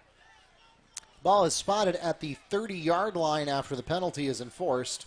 So that's a difference of 12 yards. The penalty once again, as Mark announced, is only 10 yards, but it's from the spot of the foul. So in that case, they stepped back 2 yards and then fouled. Yeah, and so now it ends up being 3rd and 20 for the Mustangs. And now you're also out of field goal range. You're looking at a 47-yard field goal instead of a 35.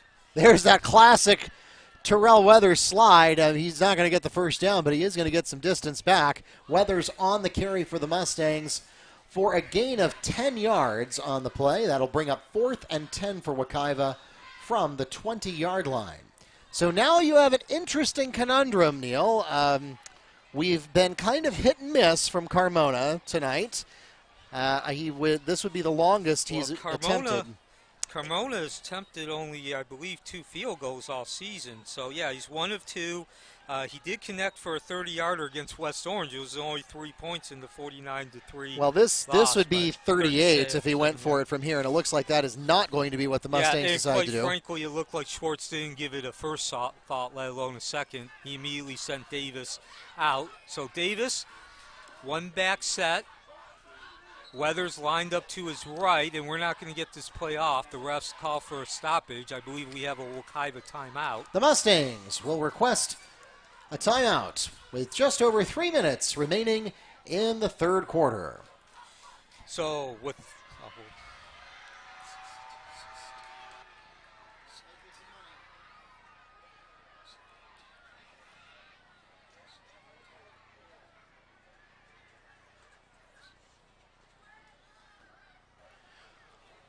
If you're not already doing so, we invite you to follow us on Facebook, Instagram, Twitter, and YouTube. We are at Wekiva Sports on all 4 of those services. You'll get live updates from our athletic events as well as news and information about our athletes and alumni. Also be sure to bookmark WekivaMustangs.com for all of your scores, schedules, and more.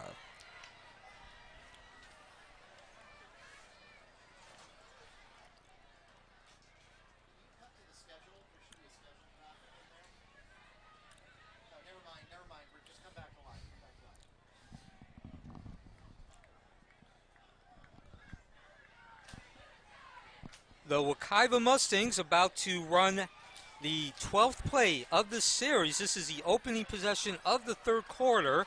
3:01 remaining, and they have decided to attempt the field goal. Carmona, is it long enough? No, it was about 3 yards short, and the score remains 13-7. Wekiva with the lead, but a missed opportunity to up that lead, and also that's got to be somewhat disheartening, running 12 plays and 9 minutes off the clock and coming up empty. We want to welcome our Wekiva cheer team to tonight's game and thank them for all they do. We have senior Raylan Worrell, sophomore Amaya Freelove, junior Kira Smith, junior Canaria Dira, junior Jocelyn Logan, senior Cameron Stevens, senior Kelshanti Harris, junior Mia Thompson, freshman Samaya Rendell, sophomore Sandra Hall, junior Willow Tucker, senior Ariana Elder, senior Joy Williams, junior Mackenzie Eckert, senior Magina Exantis, and sophomore Samaria Hawkins.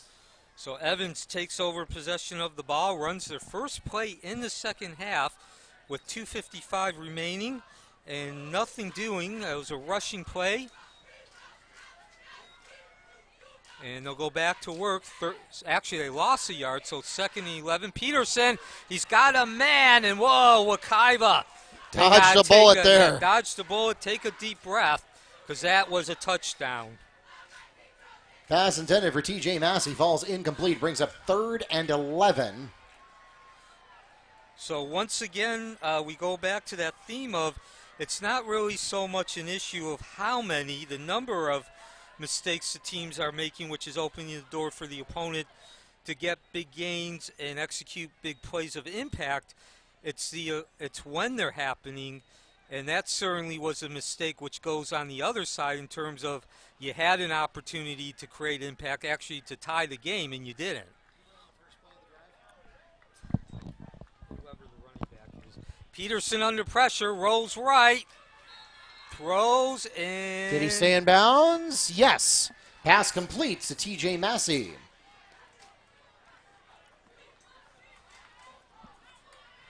So a first down for Evans. Ball spotted at the 32-yard line for a gain of 13 on the completion. 1st and 10 Trojans.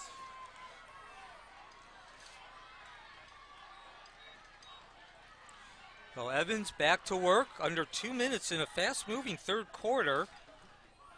Handoff.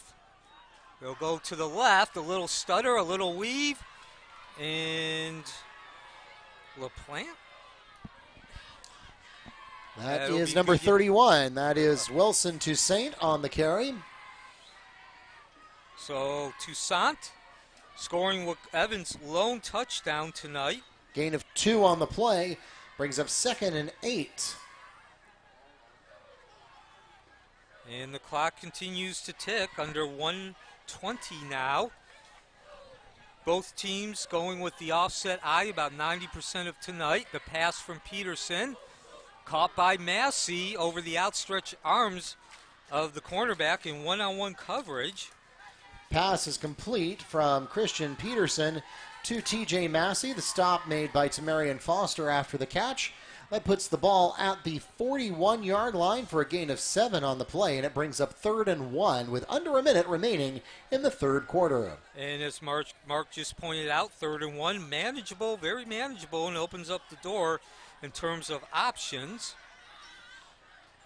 Toussaint lined up, and he'll take the handoff. Actually, that was Baldwin on the carry and stopped by Kedar Karjal of the Mustang defense. Yeah, the defensive line came up, and Cargill followed him, the linebacker. That puts the ball at the 40-yard line for a loss of 1 on the play, and it brings up 4th and 2. So the Mustangs pick up a huge stop on 3rd down there, and it looks like the Trojans are lined up to punt the ball away.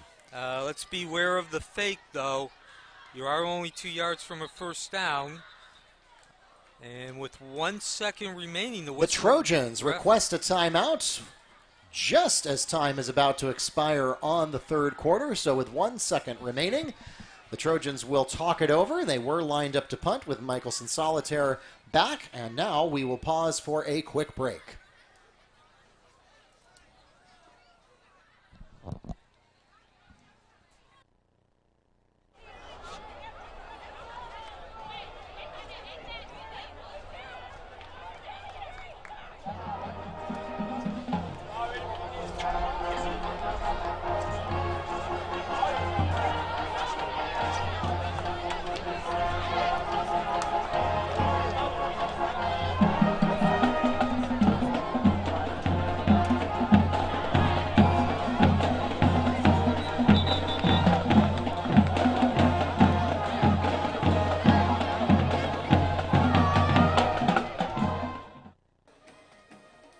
Last play of the third quarter from Baptiste Orthodontic Stadium. Wekiva holding a 13-7 lead. Evans facing a 4th and 2 at their own 40. That decision to call a timeout may prove consequential later, because that leaves Evans with only 1 timeout left going into the fourth quarter. And if they end up being behind at the end of the game, they may wish they had that timeout back. They're going to punt it away anyway, and it goes straight up in the air. Not going to clear midfield.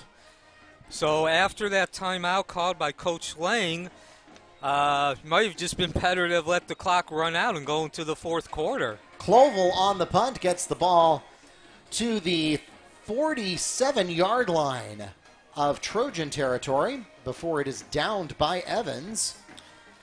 That is a net of 7 yards on the punt. And Wekiva takes over with 1st and 10 to open up the fourth quarter. After we switch sides, that ball is going to have to move all of 6 yards to get to the equivalent spot on the other side of the field, and we'll be back with the last 12 minutes of action here in Week 7 of the 15th anniversary season, right after the break.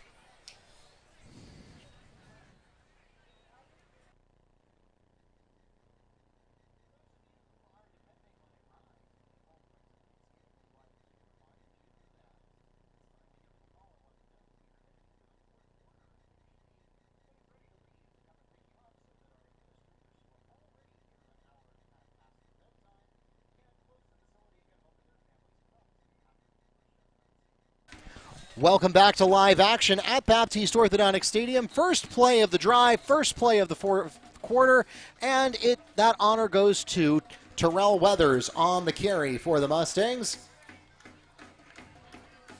Pounding ahead. That gets 3 yards on the play to take the ball down to the 45-yard line, make it the 44, and it brings up 2nd and 7. So a fast-moving third quarter, and that was mainly because Wekiva had possession of the ball for almost the entire third quarter, 9 minutes. They only had one possession. They received the opening kickoff, 12 plays. To their dismay, they did not score, but they do have good field position, and Davis launches the ball. Flag on the play. Flag. I have a feeling that's going to be offensive. Yeah, that was Hutchinson. Was that Hutchinson going Pass down? incomplete intended for Justin Hutchinson. Yeah. There was a lot of arm movement coming from Hutchinson as that ball was spiraling down, and now Wekiva is moving backwards. Offensive pass interference is called against the Mustangs. That will move the ball back to the 41-yard line of Evans territory. So a game with not much offense.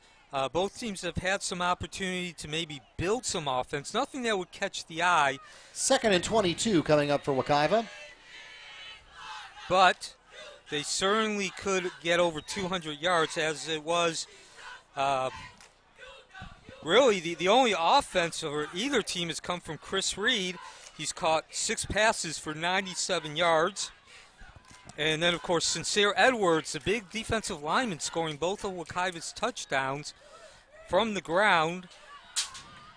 3 and 8 yards and 3 yards. And now we continue with the rush. And Terrell Weathers on the carry. The stop made by Kelvin Toby. So really the story of this game, as Wekiva is now facing third. That puts the ball at the 41-yard line for no gain on the play. And that will bring up 3rd and 22. The story of this game is we actually, I believe Wekiva, no, it's an injury timeout. But the story of the game is Wekiva has put together just enough offense and just enough offense at the right time to have that 13-7 lead. Again, Edwards scoring both their touchdowns. He's running the ball twice. Both of the times he scored the touchdown combined 11 yards, 8 yards and 3 yards. In between, Wilson Toussaint for Evans rushed the ball, banged it in from 21 yards. And Dowland Clovila at the time gave Evans a 7-6 lead. And then, of course, perhaps the biggest play of the game, Jabari Smith with the interception, 1:03 remaining in the first half. Calvin Toby's shaken up on the play, makes his way off of the assistance of the Trojan athletic training team. Again, 3rd and 22 coming up for the Mustangs from their own 41-yard line. And, Neil, the penalties starting to really stack up for Wekiva here. Looking at their stats so far, 9 penalties for 64 yards. Evans with 7 penalties for 65 yards. And a lot of offensive penalties, 7 for 52. That's where Wekiva really has struggled compared to Evans, who has just 3 for 15. So Wekiva needing a first down to keep the clock going. They got a long way to go, 31 yards, and they're not going to come close. Pass is nearly picked off by the Trojans' Brandon Jacobs. That falls incomplete, and that will bring up 4th and 22 for Wekiva. So Wekiva began the second half with the 13-7 lead, which they still have. They took the ball all the way from their own 28 to the Evans 20, chewed up most of that third quarter, 9 minutes, and they pretty much did everything that you need to do in order to keep the lead and, of course, put together a 9-minute possession. But this time they do everything that you don't want to do in order to try to, in your attempt to repeat the long possession. Noah Putnam back to punt for Wekiva. Yeah, his 4th punt of the day. And Markeith Williams back to receive. but it won't get that far. The Mustangs will down the ball at the 23-yard line. Trojans will take over from there. And so when we come back, 10:53 remaining, Wekiva 13-7, we are in that part of the game where the defense is now having to carry the load.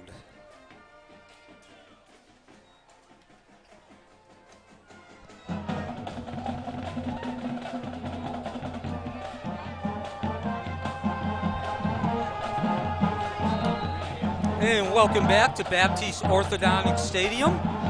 10:53 remaining. Evans with possession of the ball at their own 23-yard lines. They trail 13-7 on the road.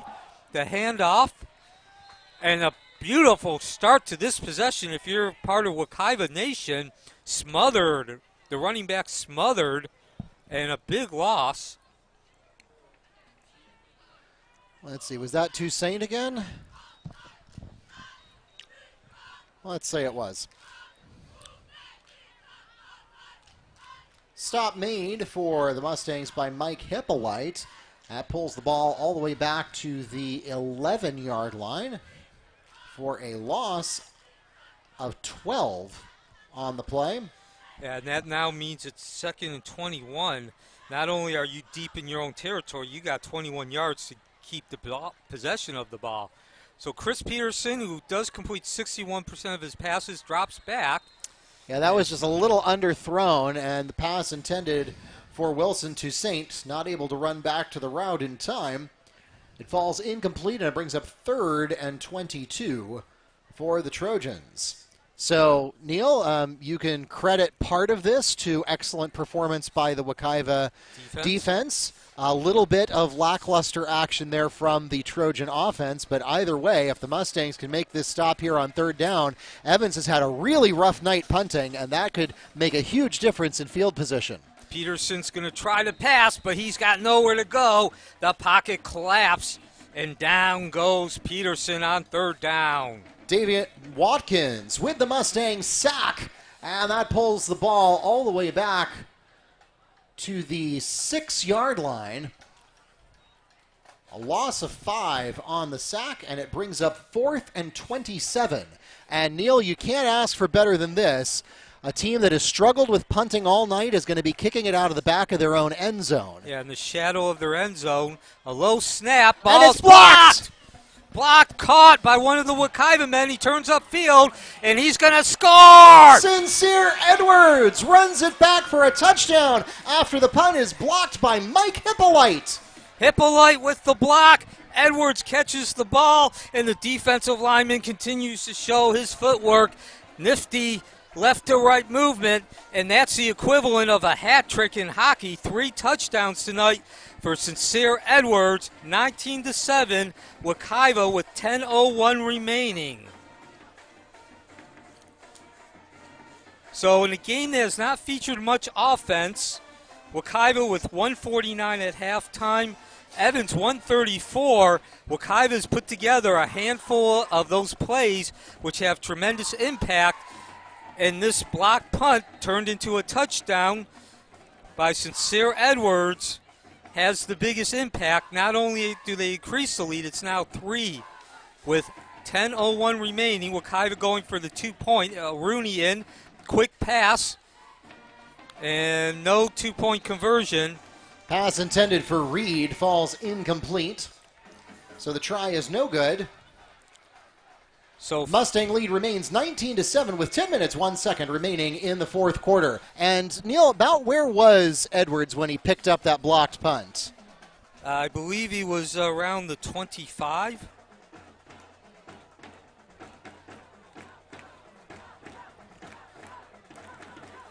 So some special teams creating, the special teams creating some fireworks of their own.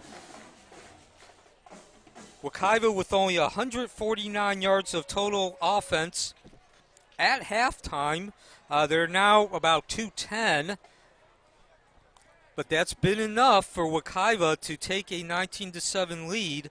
Again, it's been more of an issue of how much of an impact they've been able to make when Evans makes some mistakes, as opposed to the number. Both these teams have made their share of mistakes.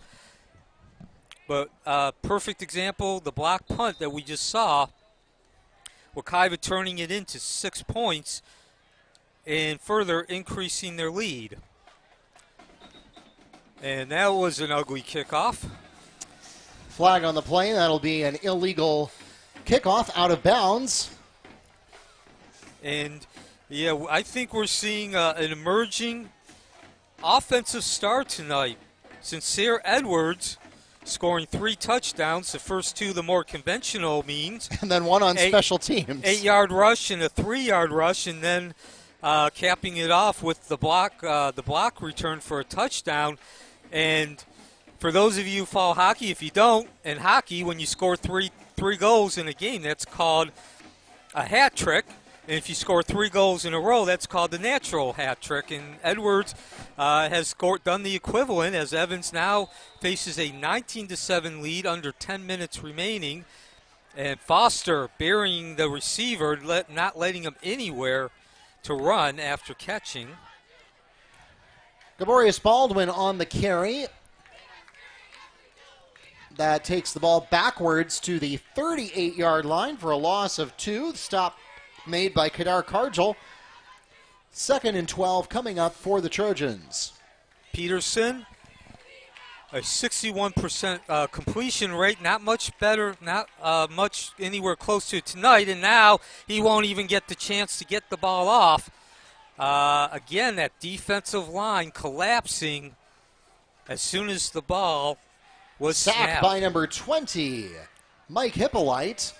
That pulls the ball back to the 33-yard line for a loss of 5 on the sack. It brings up 3rd and 17 for the Trojans. So Mike Hippolyte, that's a name we've been hearing a lot on defense for the Mustangs. We don't talk a lot about defensive statistics, maybe not as much as we should, but he's been racking up tackles and sacks and also was responsible for that blocked punt. 2nd sack of the season for Hippolyte.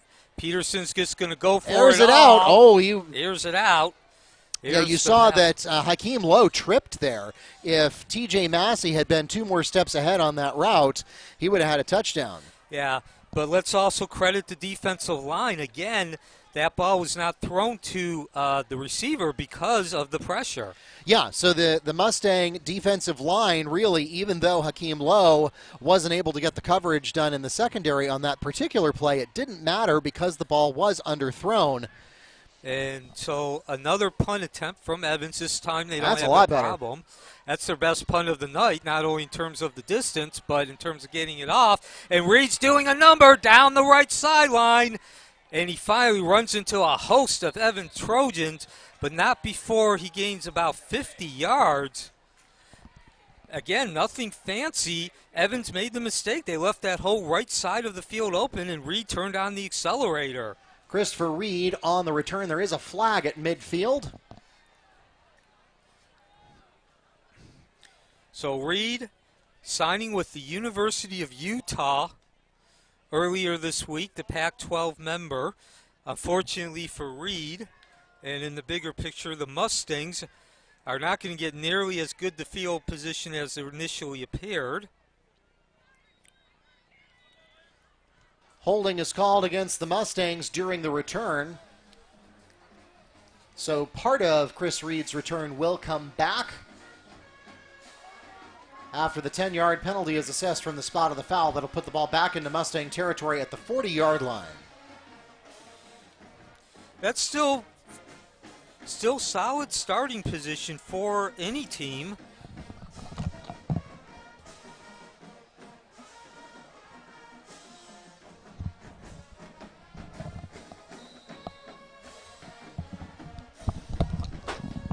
So Wekiva needs to hold on to a 12-point lead over the last 8:51 to get their 2nd win of the season.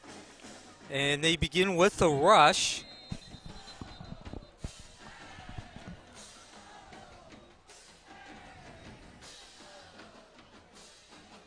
And that's going to actually be a loss of yardage. Weathers on the carry. 8.5 remaining from Baptiste Orthodontic Stadium. Wekiva with a 19-7 lead over the Evans Trojans in this Metro West matchup. Wekiva looking to secure their second victory of the season. They opened the season with 4 losses, 3 in heartbreaking fashion, giving up 2 touchdown leads. They came back last week, opened District 7A6 play with an impressive and dominating 53-14 victory over Ridge Community. Elijah Rooney, who started the game, is now back in. He's been splitting time last 2 games with Tyree Davis, and he just simply hands the ball off to Terrell Weathers. Weathers on the carry for the Mustangs. Tyler Jones and Jaquin Stinson in on the stop. So Wekiva continues to move backwards, but if you're Wekiva right now, you want to keep that clock ticking, and that's exactly what they're doing. We're now under 7.5 remaining. No gain on the play. The ball remains at, in fact, the ball comes back to the 37-yard line for the loss of 2. 3rd and 13 coming up for the Mustangs. So if you're Wekiva, you might want to think about keeping the ball on the ground, even though the odds are against getting a first down. You would give the punt with less than 6.5 minutes remaining in the 2-touchdown lead. Keep in mind that Evans has just 1 timeout remaining. And that's exactly what Coach Schwartz decides to do. Hands the ball off to, well, they gained good yardage. They gained about 7 yards. Of course, it was actually about 10 yards. But it is now 4th down. They needed 17. Jermaine Hardy on the carry for the Mustangs. That puts the ball at the 44-yard line for a gain of 7. Stop made by Tyler Jones, and it brings up 4th and 6. And yeah, Neil, this is not the time to go for it. Again, obviously not even a second thought, or perhaps even a first one given to that. The Mustangs, again, have been winning the field position game, and they're going to hope to, oh, that's dropped. Can he get it off? Yes, he does. That's Noah Putman. Woo. That could have been disaster for Wekiva, opening the door for Evans. But as they say, football is a game of inches, and the inches did not go Evans' way that time. Putnam keeping his cool and his poise and getting that punt off. Noah Putnam recovers the snap and gets the punt off. Markeith Williams on the return gets maybe 1 yard, and that takes the ball to the 33-yard line. And that is where Evans will begin their next offensive possession. And we have now reached the midpoint of the 4th quarter, and so we will pause for our final official timeout of the game.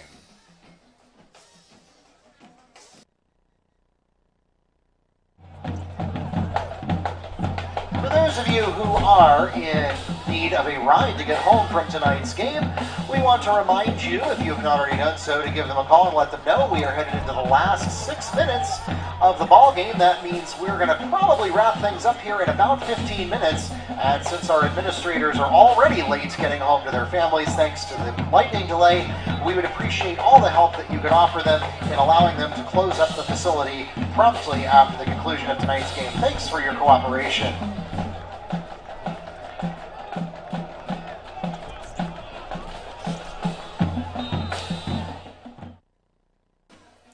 And welcome back to Baptiste Orthodontic Stadium. 6:03 remaining. Evans trailing 19-7, and they're going to lose some more yardage.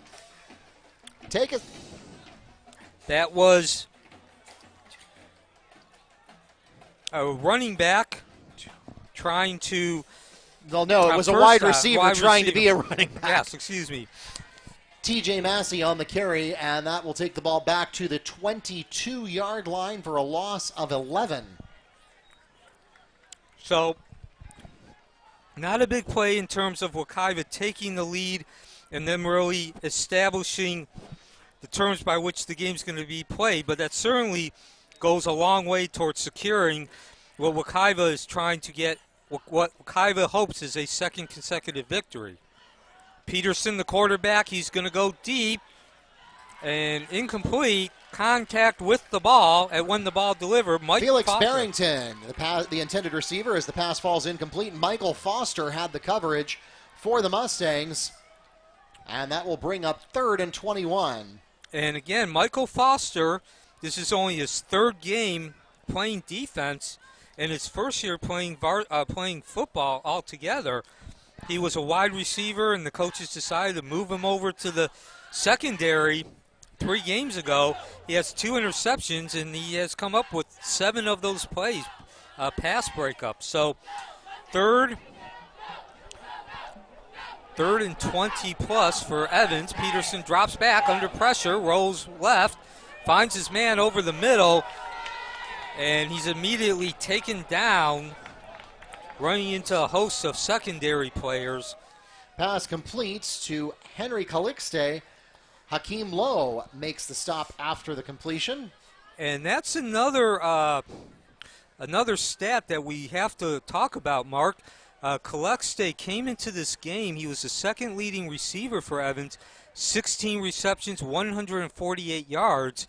And that's the first time we've called his name tonight. And so Chris Reed will not pick it up.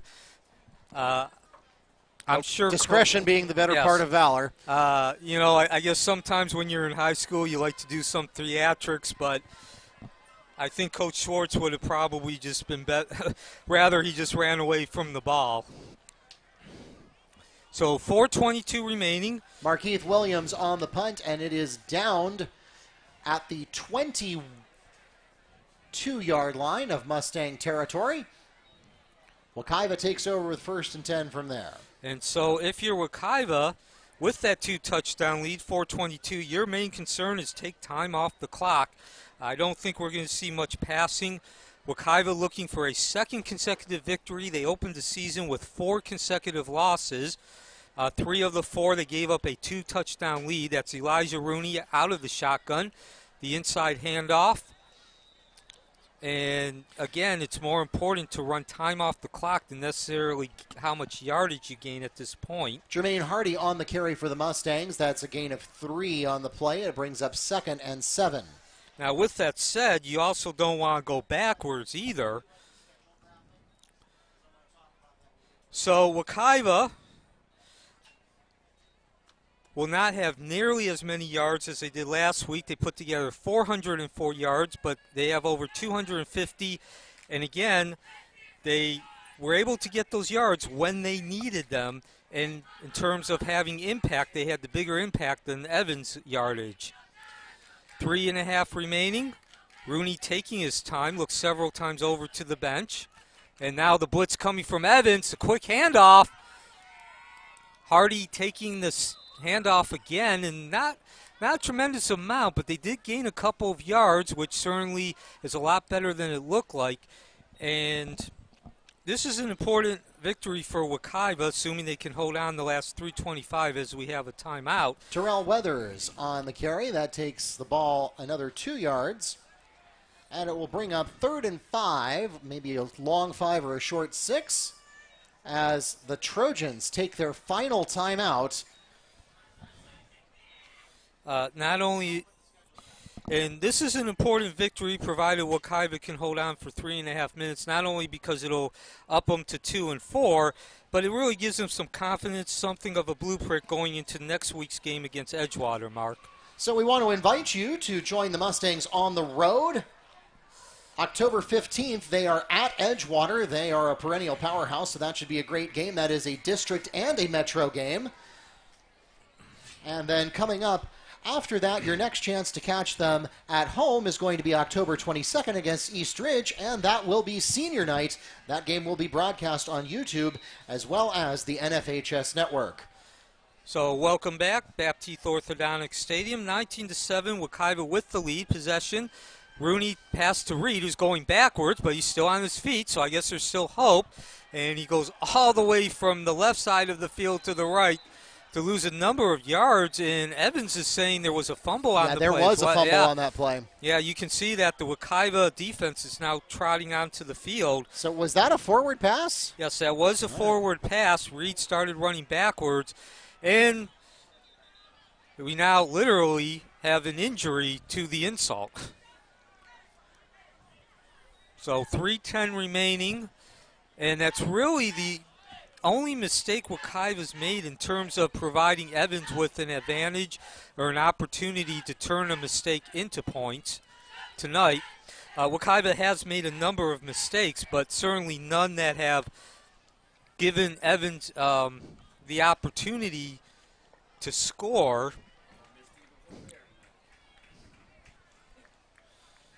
And quite frankly, that was just as ugly a play as possible. And it even ended with an injury.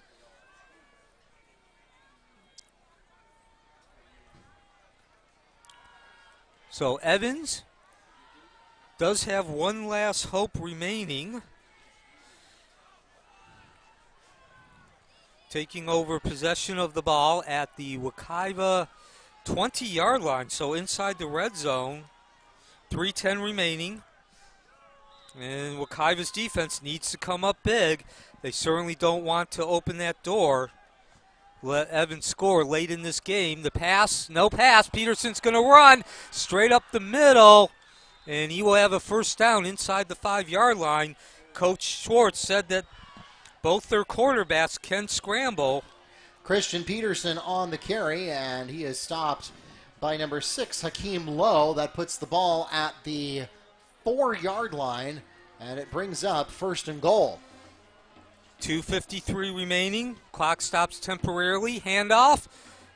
And nowhere to go. That was number 20, Gaborius Baldwin on the carry. Stop made by Charles Hall.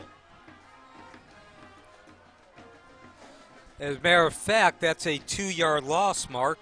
Ball is spotted at the 7-yard line for a loss of 3. And that'll bring up second and goal for the Trojans. Pass into the left sideline, end zone. Yes, touchdown. 19-13, 2:17 remaining. And there is still hope for Evans in what has been a very non-dramatic game. Pass completes to T.J. Massey in the end zone for a Trojan touchdown with 2 minutes, 17 seconds remaining in the ball game. So Wekiva makes a mistake.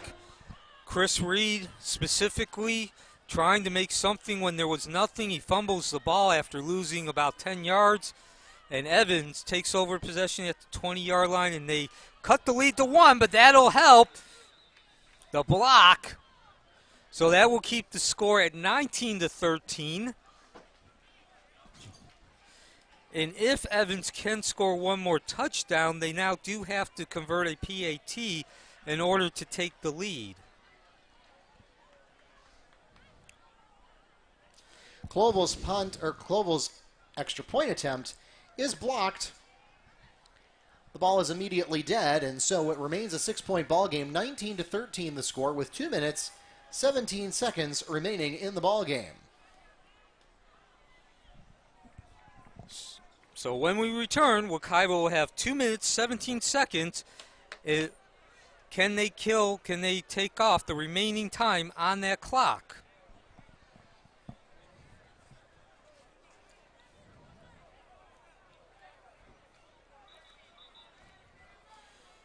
Baptiste Orthodontic Stadium is the site, the home of the Wekiva Mustangs. They have a 19-13 lead against Evans. They have held the lead for most of the game, off but about 5 minutes. Evans did just score, though, to cut that lead down to 19-13, 2:17 remaining. So we're going to see an onside kick. If Wekiva can recover it, they then have 2:17 in which to get one more first down. Here's the onside to the left. Bounces, scramble, ball loose, and Evans recovers at the 45. 2:08 remaining, and the defense, which has been solid all night, allowing less than 200 total yards, is going to have to win this game for the Mustangs. The onside kick is recovered by Evans at the Mustang 44-yard line. And so Evans will get an extra offensive possession, trailing by 6 with 2 minutes, 8 seconds remaining in the game. This game started about an hour and a half late because of rain and lightning. You can still smell the weather in the air, and the band is trying to the Mustang defense, and pass so intended far, for so TJ good. Massey is broken up by Hakeem Lowe. So Lowe, the transfer from Apopka, coming up big. That certainly would have been disaster if Lowe did not knock that ball down. And 2:02 remaining, only 6 seconds come off the clock. Wekiva had a 19-7 lead. Chris Reed fumbled after catching a ball. He lost about 10 yards trying to make something out of nothing and then fumbled the ball.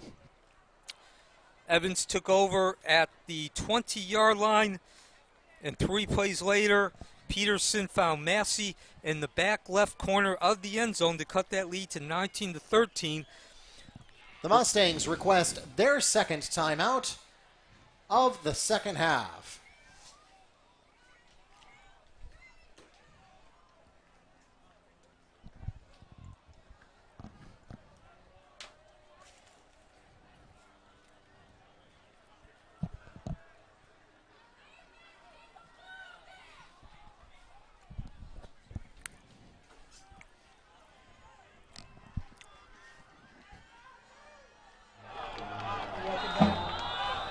Welcome back to Baptiste Orthodontic Stadium. Wekiva with a 19-13 lead over Evans on defense. Peterson, the quarterback, shuffles around, throws, incomplete. And with 1:55 remaining, Wekiva's defense needs to hold tough and strong for 2 more plays.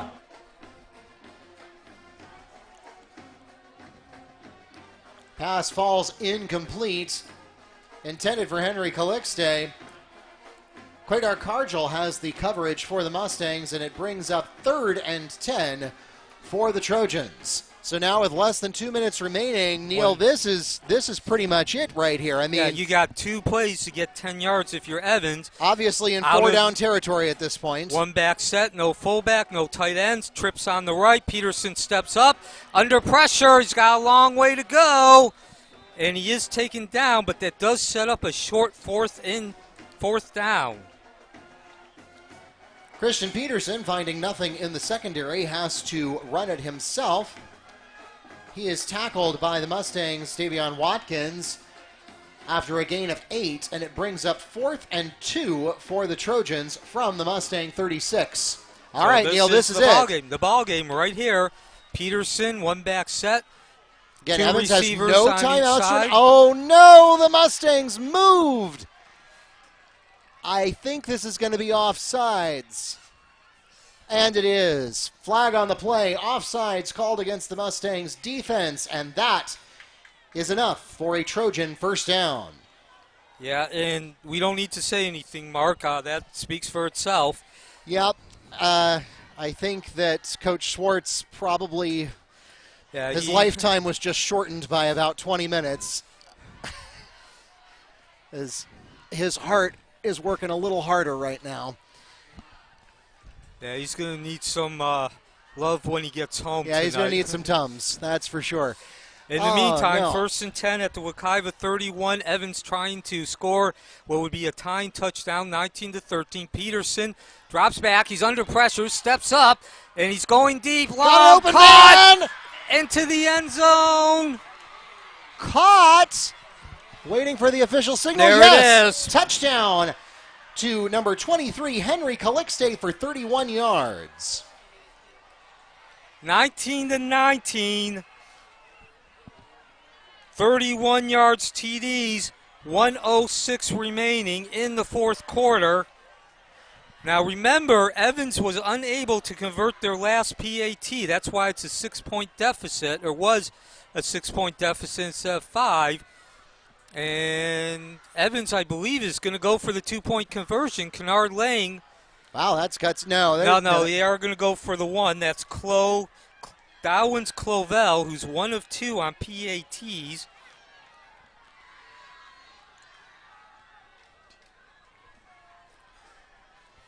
We're tied at 19-19. A low snap and block. Nowhere to go. And we could be looking at overtime. Mickelson Solitaire's kick is blocked. It looked like it came there from Tamarian Foster. That immediately declares the play dead. And so we are now tied 19-19 with 1 minute, 6 seconds remaining in the game, and we'll pause for an injury timeout. So that's the second consecutive PAT, which was no good. This time, though, it was not Clovell's fault. It was actually a horrible snap. The ball actually rolled on the ground. It never even got as so much as half an inch into the air. And, you know, to be honest, Mark, you and I could have blocked that by the time that the ball was set up. Yeah, so, I mean, not to take anything away from Tamarian Foster, who does a great job for the Mustangs every time he takes the field. But, yes, that was not exactly a difficult play to make after that bad of a snap.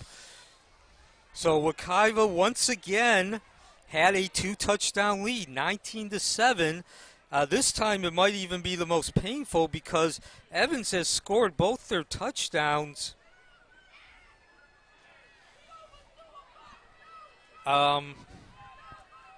It's in really a very short period of time.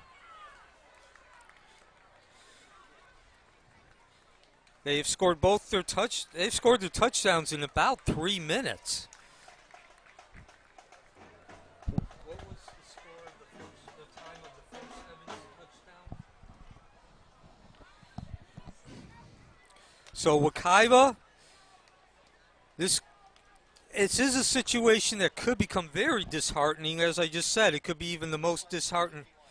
It could even be the most disheartening of all the losses because there was only 4 minutes left.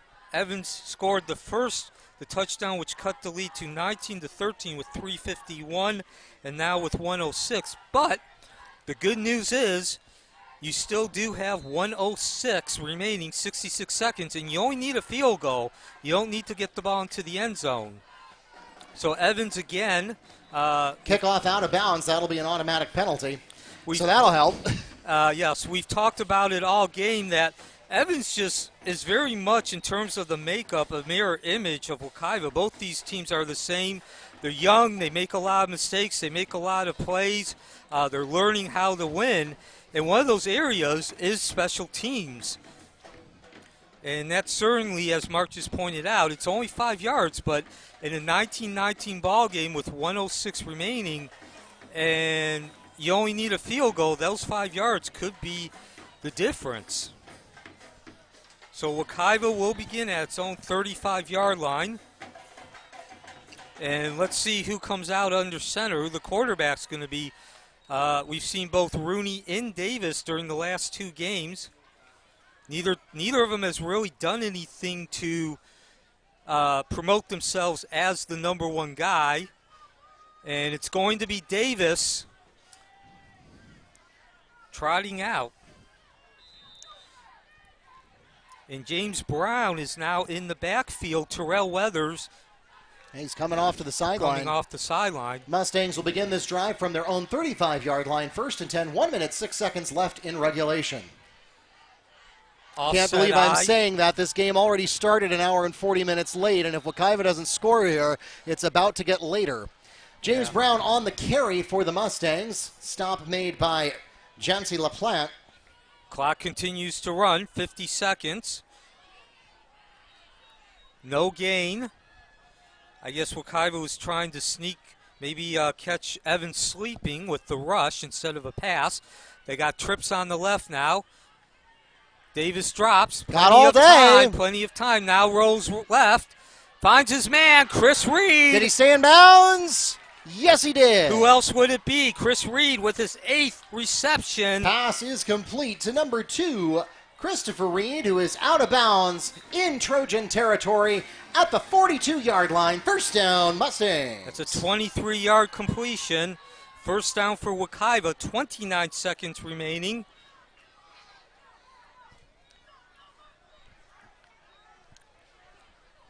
And we have an injury timeout.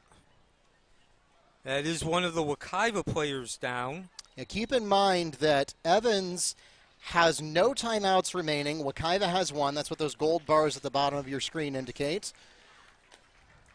And Amarian Prince shaken up on the play. He makes his way off with the assistance of our athletic training team. The Wekiva quarterbacks, whether it's Elijah Rooney or Tyree Davis, have completed 8 passes tonight. All 8 have been completed to Chris Reed. He's over 100 yards. A game that started an hour and a half late due to weather. You can still smell the rain and lightning in the air. And now Davis trying to lead his team to a last-minute victory and reverse a 2-touchdown streak. He's now wide open on the right side, and he throws it away. Oh, you know what? He wanted to stop the clock, and there's going to be a flag on the play. This might be grounding. What? That was an odd decision there. Yeah, very odd decision. I mean, just run out of bounds at that point. Yeah, and there was nobody over there on the right side of the field. Well, and he had all kinds of open territory. I mean, I understand you want to stop the clock, but you had plenty of room to gain at least 7-8 yards before stepping out. Intentional grounding is called against the Mustangs. The penalty is assessed at the spot of the foul with a loss of down. So that's a big-time penalty for Wekiva. 21 seconds remaining. 19-19, Wekiva in Evans. Baptist Orthodontic Stadium is the site. Wekiva's home field. An intentional grounding call was just called on Tyree Davis. And that puts the ball back at the Evans. Now it's going to be Wekiva side of the field. But perhaps even more importantly, they lose the down. It'll be a Wekiva 48. That brings up 2nd and 20 for Wekiva. And yeah, just a really odd decision there because there was nobody there from the defensive line on the Trojan side on the right side of the field. I know that Wekiva wants to stop the clock, but just run out of bounds. You've got nobody there. Wekiva trying to get second consecutive victory. Davis hands off. And speaking of getting out of bounds. Can't do it. Can't do it. And that might just bring regulation to an end. Nope, we're going to get. Does Wekiva call its final timeout? James Brown on the carry, taken down by Rollison, and that will take the ball to the 49-yard line. Back into Trojan territory. It will bring up 3rd and 17 for the Mustangs, and Wekiva takes their final timeout. So with about 4 minutes left, it appeared that this game was going to end with a Wekiva victory. They had controlled the game. They had scored 2 consecutive touchdowns to take a 19-7 lead. Then Evans got the ball at the Wekiva 20-yard line. Chris Reed, of all the people, the great wide receiver, he's played great tonight, 8 receptions. But he made a critical mistake. He caught a ball. He was going to get 1 or 2 yards. Instead, he ran backwards trying to make something out of nothing, wound up fumbling it. Evans got the ball at the 20-yard lines and scored. They then got the onside kickoff, and they moved the ball 45 yards, and that's how we're tied at 19-all with 12 seconds remaining. So now it looks like field goal is not going to come into play. Flag on the play. Well, that didn't take long. And yeah, we've got, you see the official counting heads there. Like, wait a minute. 1, 2, 3, 4. Yep. 12. Nope, I can't go that high. Illegal substitution. Too many men on the defense. That is a 5-yard penalty from the previous spot and a replay of 3rd down. So a glimmer of hope for Wekiva. That'll take the ball to the Evans 44 with 12 seconds remaining. Offset I. Brown will be lined up right next to Brown with the fullback. And I mean, at this point, you're in 2 downs left to get the 1st down, but frankly, 2 plays would be generous. 2 on the left, 1 on the right, under pressure. Davis throws, out of bounds. Pass from Davis intended for number 2. Chris Reed falls incomplete. And with 5 seconds remaining, that stops the clock, and it brings up 4th and 12.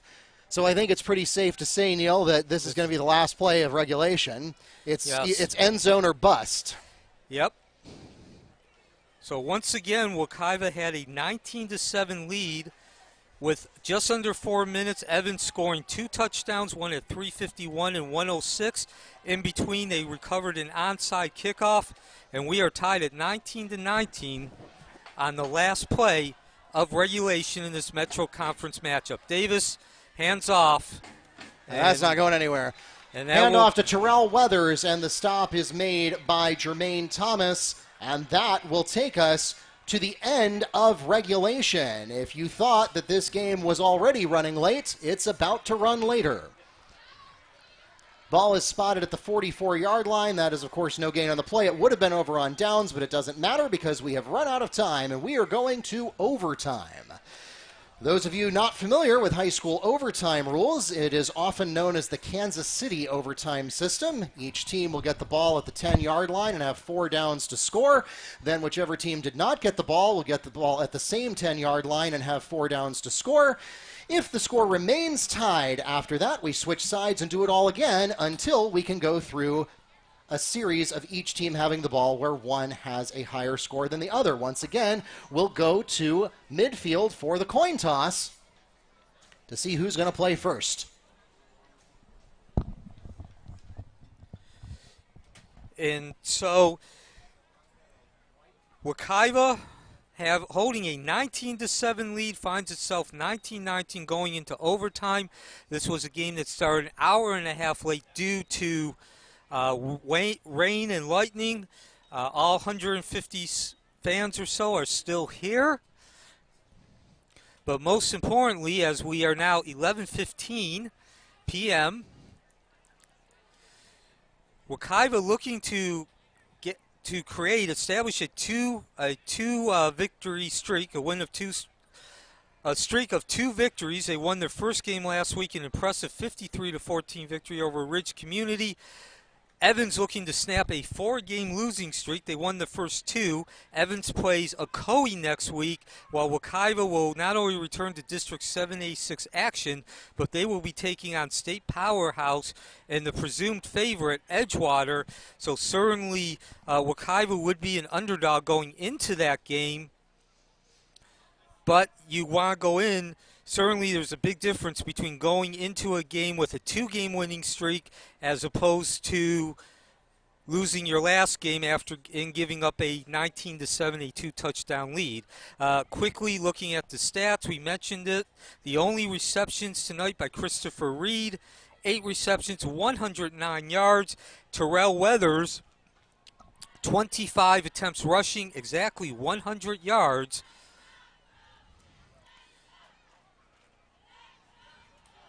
And that's where we are as we begin overtime. But I think even more so, this would be incredibly heartbreaking for Wekiva. It would be their 4th loss out of 5 in which they gave up a 2-touchdown lead. So Wekiva has the ball first at the 10. And there is no time in overtime because it's 4th downs, get it into the end zone, or you turn the ball over. The handoff to Brown. He slides and slashes and pushes the pile Brown forward. Into the end zone for a Mustang touchdown. So Wekiva breaks out on front. 1 play, 6 points. Now, do you go for the 1 PAT? That's another reason that Wekiva's in this position. They did miss a PAT. Both teams missing 2 PATs.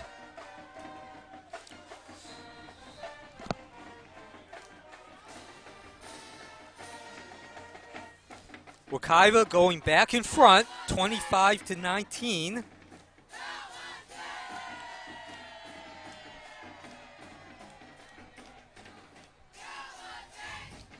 And Wekiva's going to go for the 2 points. And the handoff, no, Extra stopped point short. is no good.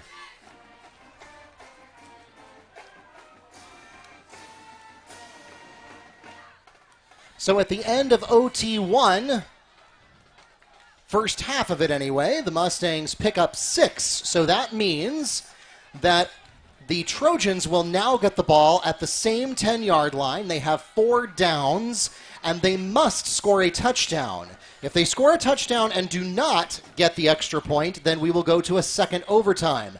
If they score a touchdown and get either a kicked extra point or a 2-point conversion, then they would win. And if they fail to get a touchdown, then Wekiva would win. And from the Wekiva perspective, it's now on the shoulders of the defense.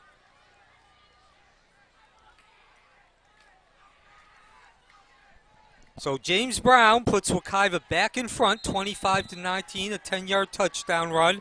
One play in overtime. Chris Peterson and the Evans Trojans now will take their turn. The inside lateral to Massey, and he is cut down at the line of scrimmage before turning upfield. TJ Massey on the carry, taken down by Mike Hippolyte, second down. So Hippolyte, we've mentioned his name, and he's a guy who with each game gets stronger and stronger, more quality play from him. Ball remains at the Wekiva 10-yard line. We are tied. We are in overtime. Wekiva with a 25-19 lead. Evans second down, trying to get the ball into the end zone. One back set. Man in motion. Peterson goes to the end zone. Open man cut off by Foster and knocked down. Foster covering that ground and cutting up that opening quickly. Demarion Foster on the coverage, and the pass falls incomplete. Third down. So Wekiva has to hold Evans out of the end zone for 2 more plays. 25-19, Wekiva taking the lead in overtime. Peterson out of the shotgun, same formation, no motion though. He goes to the other side, one-on-one coverage, and once again incomplete. The Pass other intended Foster. for Markeith Williams, and Michael Foster has the coverage. And so we come down to one last untimed play. Mustang overtime. fans, it's fourth down.